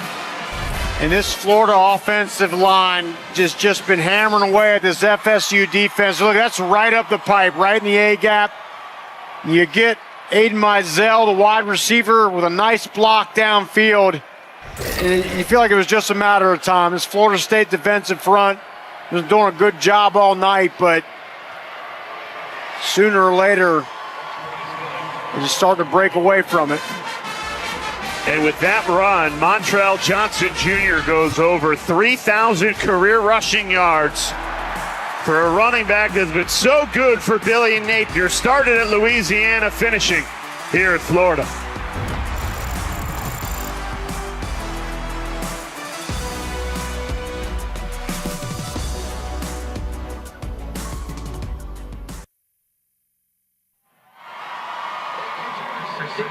Game open. 24-3.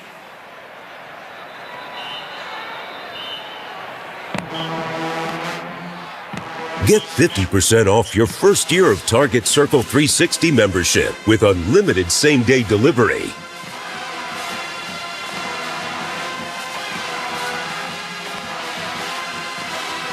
When you look at the stat sheet, Rocky, it tells a story. Montrell Johnson Jr., over 3,000 career rush yards, 33 touchdowns. The bigger stat tonight, 7 Florida State fumbles. 7. 4 of them lost. And when you're already a unit that's not as explosive as you want to be, you give the other team more opportunities. In this case, 4 turnovers have turned into 17 Gator points. Just can't have it. It's just kind of a microcosm of their entire season of what can go wrong will. And they never come at good times, turnovers, but these have come at particularly poor times for Florida State. Just as they were gaining some momentum in the game, each time it just gets sapped by these fumbles. That's been the commonality of the takeaways and the turnovers. It's just when this offense is starting to get settled in. Okay, going on a nice drive there. Toafili puts the ball on the ground. And then right there, they get the ball. They're down inside the 5-yard line. Just a simple little pitch play. And you get another turnover. On the previous play, they do call roughing the passer. Yep. Easy call as McCray extends that arm and clearly hits Croman-Hawk's helmet. Taking a deep shot on first down after the penalty. Inches away from a big play. Just missed Benson there. I think it's a good idea to take a shot there, just a little bit overthrown by Croman-Hawk. He had a step. Ball was put on the right shoulder, just a little bit too far out in front of Benson.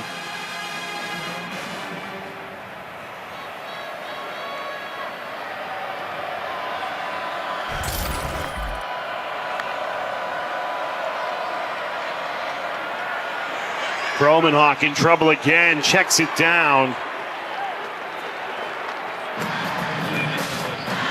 Landon Thomas loses 3. Croman-Hawk had not 1, not 2, but 3 Gator defenders chasing him. He's been running for his life all night. He really has, and it's just, you can't say enough how tough it is for a young quarterback who's still trying to figure out this game to be faced with this kind of pressure all night. And that is the 10th tackle for loss Florida has caused in this game. Cromenhawk, great throw on a 3rd and 12. The freshman delivers. Ja'Kai Douglas found a soft space in the secondary. First down, Florida State. And that's the kind of throw that gets your spirits up if you're a Seminole fan. Pocket collapsing around. Great job by Douglas sitting down in the zone. The ball's there on time, on the money. That's what Cromenhawk can do if he has time in a clean pocket. Won't get that here. On the run again. That's another Florida sack. This one belongs to George Gumbs Jr. And as this Seminole team goes into the offseason, they're hitting that transfer portal, try to find ways to make their team better. Finding those offensive linemen has got to be priority number one. You got to give your offense a chance, and they just have not been able to do that consistently this year.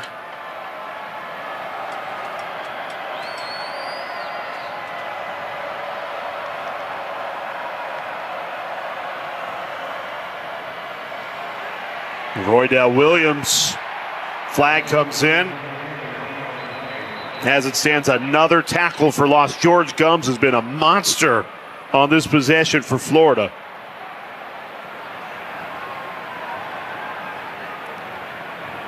Holding, offense number 69. The penalty is declined. 3rd down. Well, that offensive rebuild you were talking about that should start with the offensive line. It'll be Mike Norvell and Gus Malzahn going to work on the rebuild. 2 hours before kickoff, our colleague Pete Thamel reporting Malzahn resigning as the head coach of UCF to become Florida State's offensive coordinator. What a project it'll be for those two. And that's big, and that might allow Mike Norvell to focus more on just the entirety of the team instead of being intricate in the play calling. Let Gus Malzahn do what he does. 3rd and 18, and the Florida defense dials up pressure again. Sharif Denson, a sack, a loss of 6. 3 straight plays, Florida just shot in there, and Cromenhawk didn't have a chance. Denson just comes. You got Kyle Morlock, the tight end. You got Jeremiah Byers on the end. They both go down inside, and no one's there to pick them up. Just look like they're not able to pass off any sort of blitzes or pressures. So this Florida defense has 7 sacks on the night to go along with 7 fumbles. 4 of them recovered.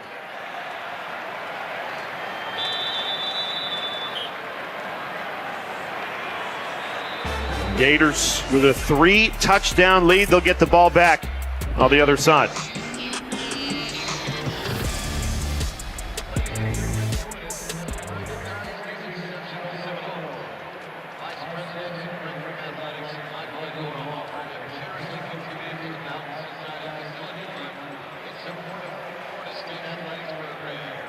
Go.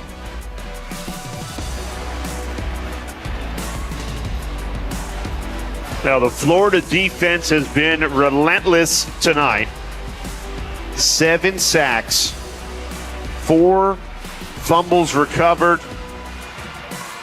It's been a tough night for this Seminoles fan base, and yet still here the 4th quarter loud and proud. Taco Bell Live Ma student section all season long. Student sections across the country competing to be the Taco Bell Live Ma student section of the year. Download the Taco Bell app to learn more.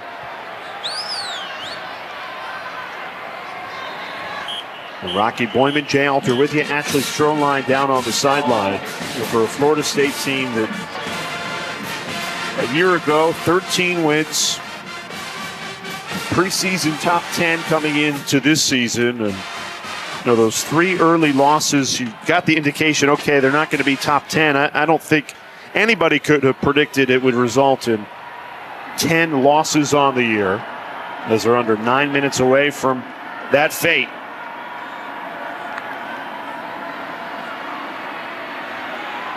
The defense continues to fight. Daniel Lyons and Joshua Farmer combined there for the Seminoles. I think, Rocky, you said it best. Those fumbles, 4 of them lost, and the sacks they've allowed is just kind of a microcosm for this Florida State season. And when you're a super explosive bunch and you got playmakers all over here, you can absorb some of those takeaways, but when you're lacking in that area, you got to be especially particular to take care of the football.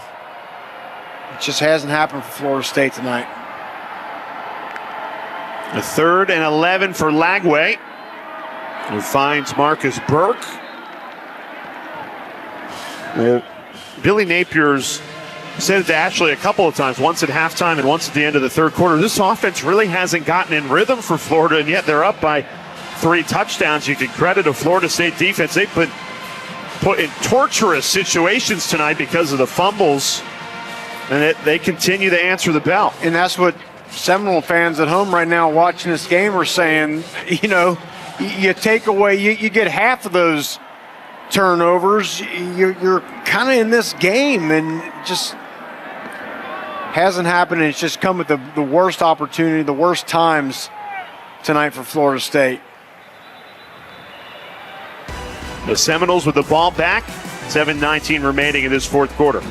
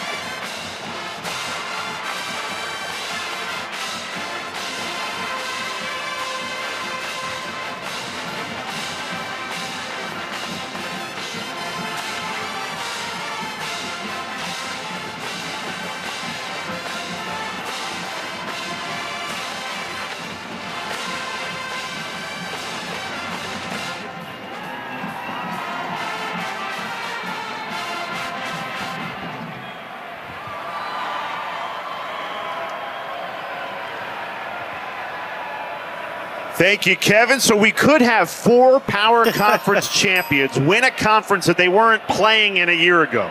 Now, Arizona State would be one of them to win the Big 12. Oregon, good chance to win the Big 10.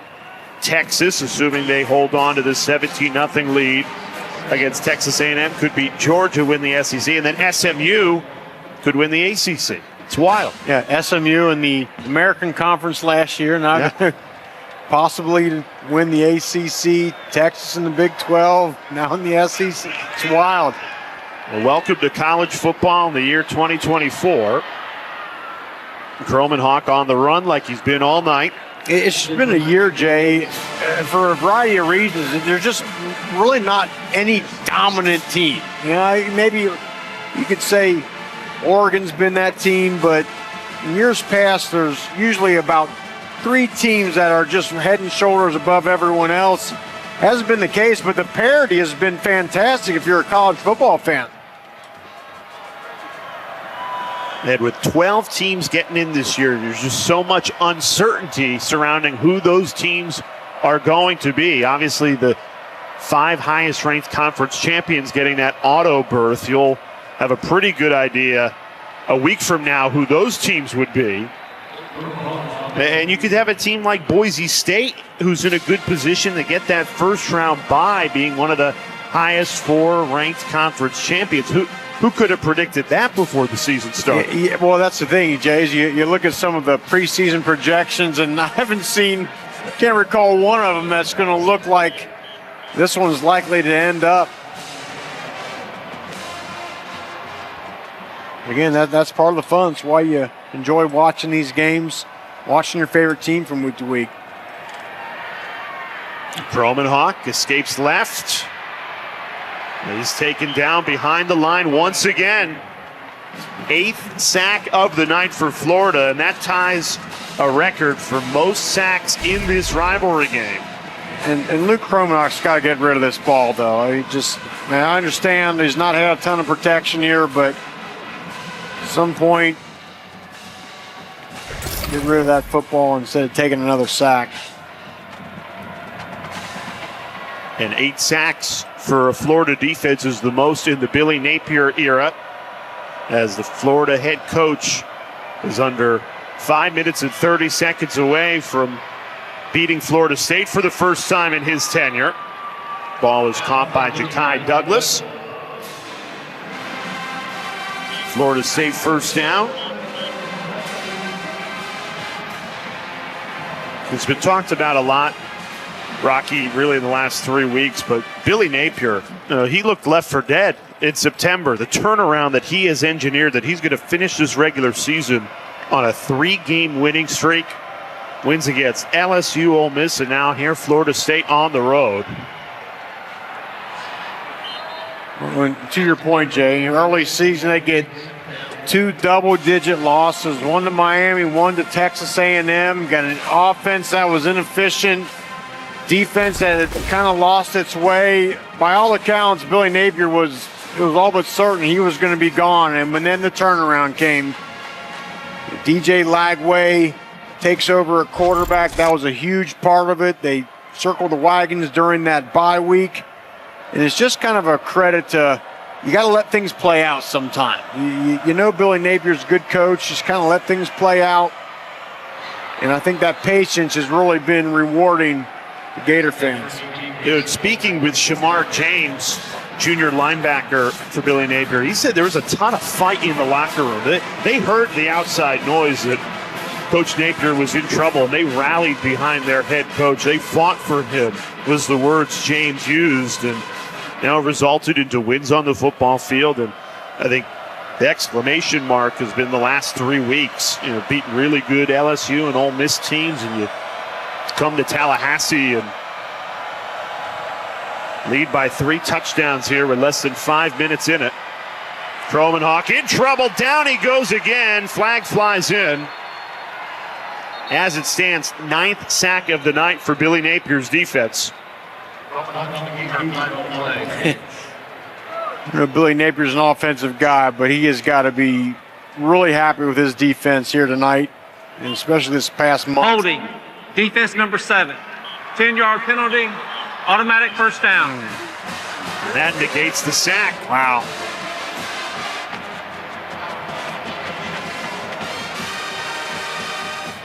Yeah, but that's one thing about, you talk to folks around this Gator program, and at no time did Billy Napier lose this locker room. At no time did you see or get the feel that his team wasn't playing hard for him or they had kind of shut it down. Wasn't the case at all. She had to kind of find out a lot about themselves find their identity, and they found it at the right time. Croman Hawk at the 25-yard line, gain of 5. Week 13 Monday Night Football matchup. The Browns taking on the Broncos, 8 Eastern on ESPN and ESPN Deportes. How about Jameis Winston taking over for the Browns? Is there a guy having more fun in the NFL than Jameis Winston? I don't think so. Nice pass, Croman Hawk on the money. Picks out the tight end, Landon Thomas, freshman connection there. Sets up a 1st and goal. 4 minutes remaining in this 4th quarter. Seminoles trying to cut this lead to make it a 2-score game. Rumbling up the middle, Lawrence Toafili. Let's go back and take another look at this last pass by Luke Croman Hawk. Good job. Back foot hits. Ball's out. Landon Thomas, a young tight end they're real excited about around this program. Right back to Toafili, and he trying to fight, bulldoze his way to break the plane. The officials taking a long time to decide. And mark him short. Must have been inches away for the 5th-year senior, trying to add one more touchdown to his Florida State career. There's a good shot here. I think The ruling on the field is the ball carrier short of the goal line, 3rd down. I think his head came through, but the point of the ball they're going to roll didn't break the plane. The previous plays under Go down Talking review. about inches away there. Yeah, real close. Ball's on about the 6-inch line. They'll take a look at this. It's hard to see on that initial replay we saw there. So you get a little bit hard from behind.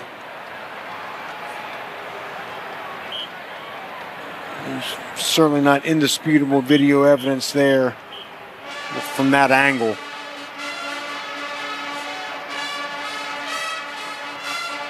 And there's no question Toafili's head crosses the line, but I think he's in. yeah, that second surge there looks like he may have gotten it. This might be our best look.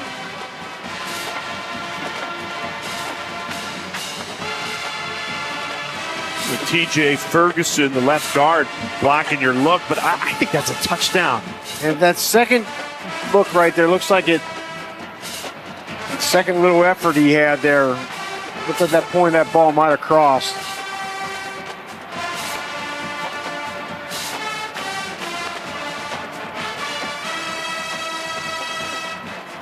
Yeah, that's right there. That second surge there.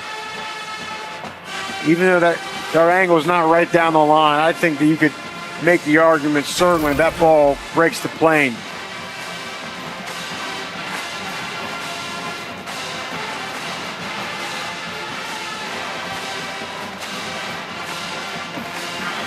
After further review, the ball carrier crossed the goal line, touchdown.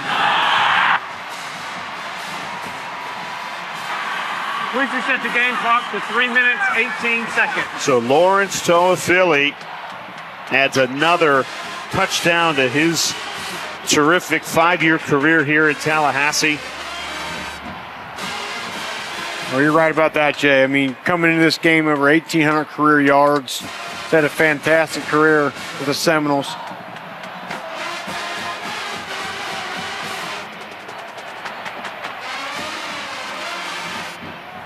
And Mike Norvell going to leave the offense on the field for a 2-point conversion attempt.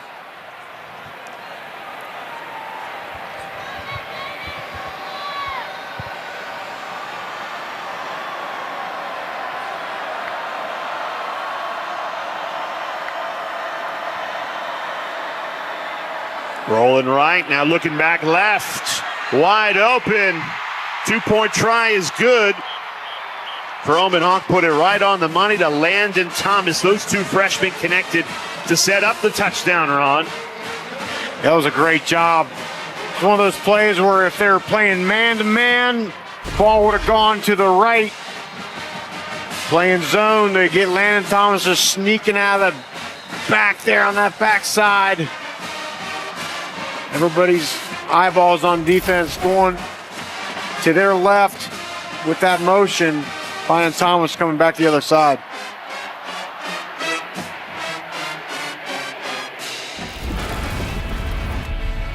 Our production crew did a terrific job going back through the years, especially digging out highlights from the Steve Spurrier, Bobby Bowden days of the 90s, 1994, maybe the most memorable of all the meetings.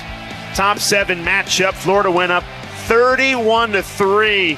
Spurrier pulls the starters. Florida State comes all the way back, and the game ends tied 31-31. But 3 decades later, that game still remembered as the choke at Doak. If Florida State were to come back in the final 3:18 here, there would be the choke at Doak part 2. 30 years later, as the Seminoles are lined up for an onside kick.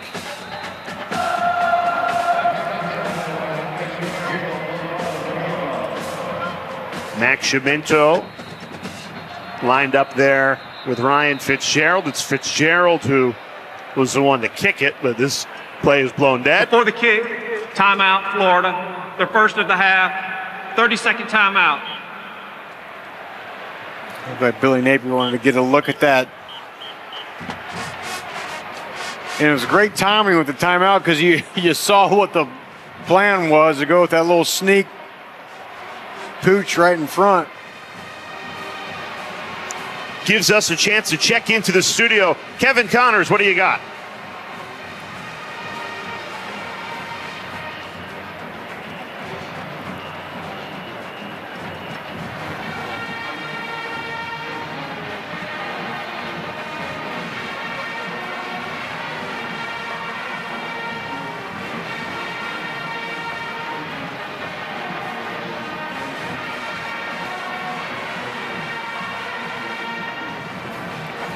All right, so the Aggies have life at College Station. That'll get the 12th man behind them for the rest of that one on ABC. With Florida State needing to recover this onside kick after scoring a touchdown and completing the 2-point conversion. If Fitzgerald, and an easy recovery for Florida. I just didn't get that second bounce that you want on those onside kicks. You want that ball to go with a short first bounce, and the second one you want to pop way up in the air and hope to get her down the field to recover. It just didn't happen. The second annual SEC ACC Challenge in college basketball tips off Tuesday night. Syracuse, Tennessee, and Kentucky Clips in a doubleheader you don't want to miss on ESPN.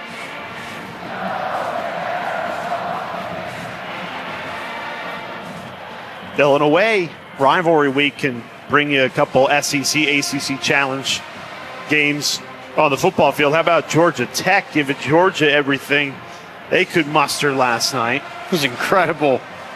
8 overtimes.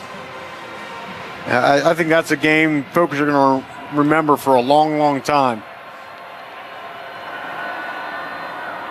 A big hole opens up here. Running right through it.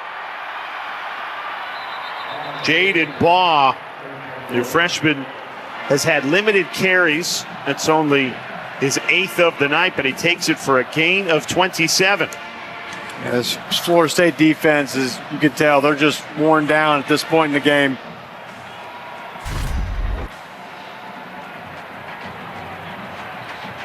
Just watch the guard in the center. You get the double team, and then the kick out block there by the tight end Hayden Hansen, and it's pretty easy hole for Jaden Baugh to see.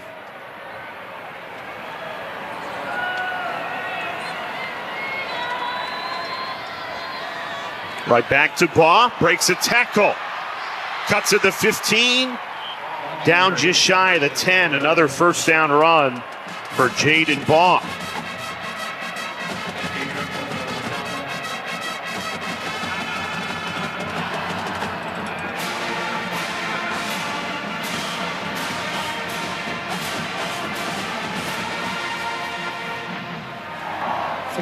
timeout was called. I didn't see by Against Florida State. Florida State called. Okay.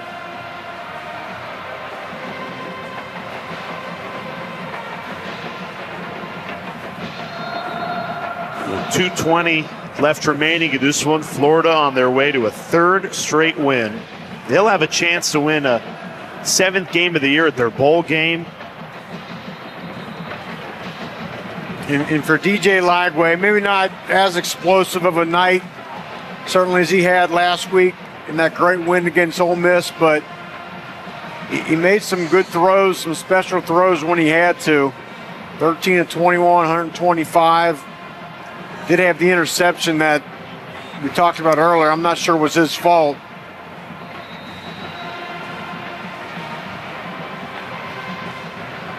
I'd like to see DJ Lagway when that hamstring's healthy, and here he is out there. Got a little wildcat going. Yeah, lined up as a wide receiver. And a direct snap. Baugh, third straight carry. Mike Norvell uses his second timeout.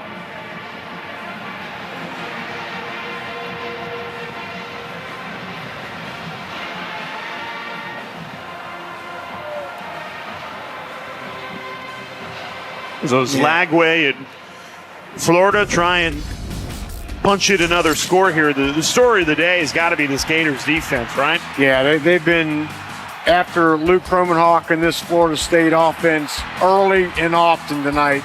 This was one of the plays early in the game that seemed to really give Florida the momentum. Jack Pyburn with the sack strip.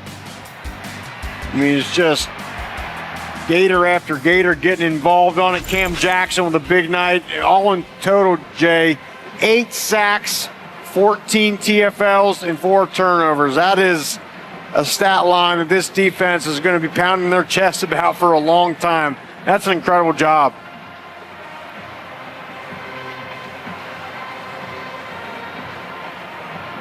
To set any record in this rivalry is a big deal. Yeah. And so there's a lot of good football over the years between these two squads. And I think the defense, I mean, just really kept this Florida offense in this game as they were kind of figuring some things out. You got to give credit to the Florida State defense. I thought early on, the first 3 quarters of the game played well, but just got worn down. And you got to give some credit to the Florida offense for that as well.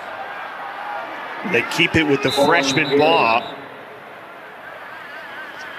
And Florida State, Mike Norvell uses his final timeout. Florida State, the third and final of the second half. 30-second timeout.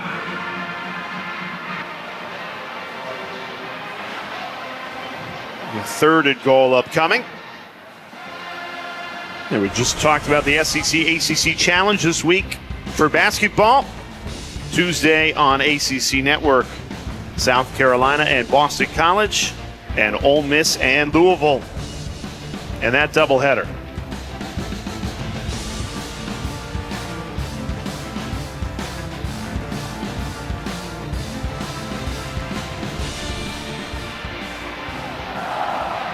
Mike Norvell told us when we met with him yesterday, challenging season to say the least, but he expects the comeback to be quick.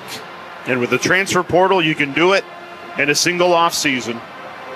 Pete Thamel reporting that Gus Malzahn will join as the offensive coordinator for next year, so they are flipping the page as soon as you can. And I know there's pluses and minuses of the transfer portal, that certainly. But the positive sign for fans is you can turn around the roster quick. You don't have to wait for 2 and 3 recruiting classes. And Lagway tosses it for another Florida touchdown. Tony Livingston.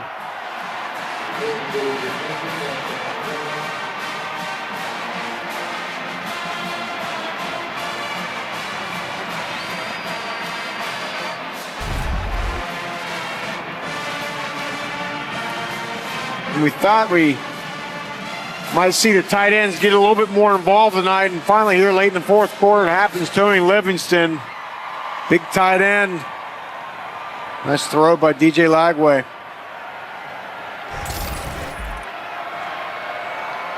That touchdown certainly significant to some. And Lagway It hasn't been his sharpest, certainly not as great as we've seen him the last 2 weeks at the Swamp against LSU and Ole Miss, but did just enough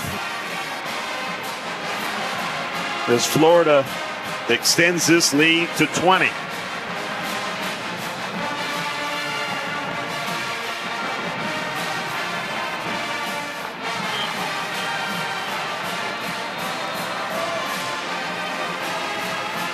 And Florida 2 minutes away from going to 7-5, a chance to win an 8th game at a bowl. 0 for Florida. Did not look like it was going that way when they lost to Texas A&M, and we're 1-2 with the hardest schedule in the country. Still had to go at Tennessee, at Georgia, at Texas, LSU, Ole Miss at home. Had a trip to Tallahassee, and Billy Napier's enjoying this turnaround. And there's a lot of Gator blue in the crowd here at Doak Campbell Stadium that is left.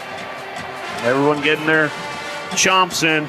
And there's nothing more gratifying for a team that late September people had kind of left for dead. Thought, okay, Billy Napier's going to be on his way out. Who's the next coach going to be? Are we going to go get Lane Kiffin? All these names, right? But they hung in there and just really played a lot of great football late here in the season. DJ Lagway coming on.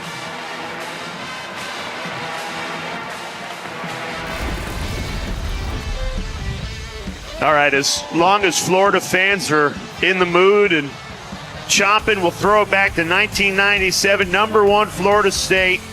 Under 3 minutes left of the game, Florida down 29-25. It was a ferocious finish here. These games between Spurrier's Gators and Bowden's Florida State Seminoles.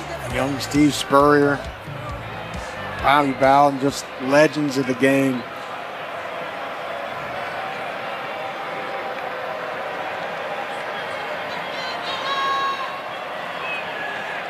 Both of these programs believe they can get back to those top 10 battles, obviously unranked for just the 4th time in the last 38 years.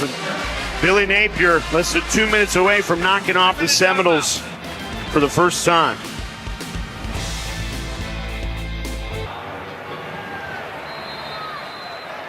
Thank you, Kevin. How about Tennessee State making it into the FCS playoffs? Their head coach, Eddie George, Heisman Trophy winner, and then a prolific career at the NFL with the Titans. He was your teammate in Tennessee for a couple of years, Rocky. There's another fumble. Wow. Just the 5th lost fumble of the night, 8th fumble of the game for Florida State. Wow.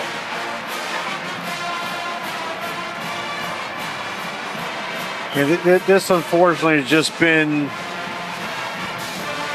the sort of ending that this season kind of deserves for Florida State. It's just unfortunate how it's worked out, and the turnovers, especially tonight, have just absolutely killed this team. When's the last time you saw 8 fumbles in a game? I cannot recall. 5 of them lost, which is the most Florida State has lost in a game since 2015.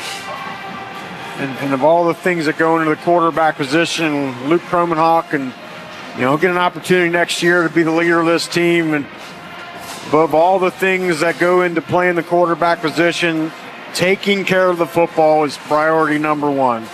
And if nothing else, he'll learn that tonight. They'll finish the season with a turnover margin of -16.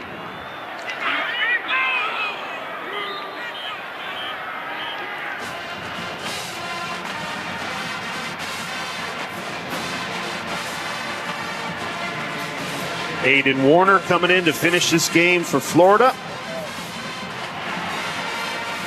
The Gators will finish the regular season on a 3-game winning streak, where Florida State will finish with 10 losses. A team that was preseason top 10 will finish 2-10.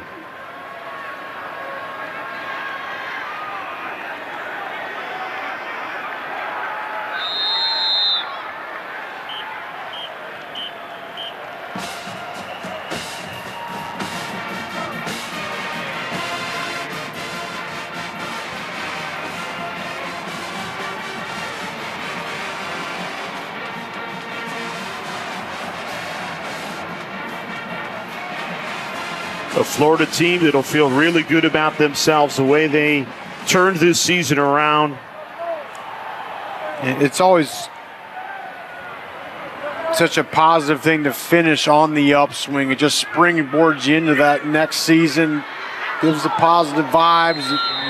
Recruiting goes on the upswing, which we've seen here with the recent success of Florida. Yeah, they've had momentum on and off the field. Billy Napier has flipped 9 commits in the last 2.5 weeks, and he told us yesterday he expects that to continue. Yeah. Success breeds more success. Your college football Saturday continues with the FCS first round playoffs. Tennessee State and Montana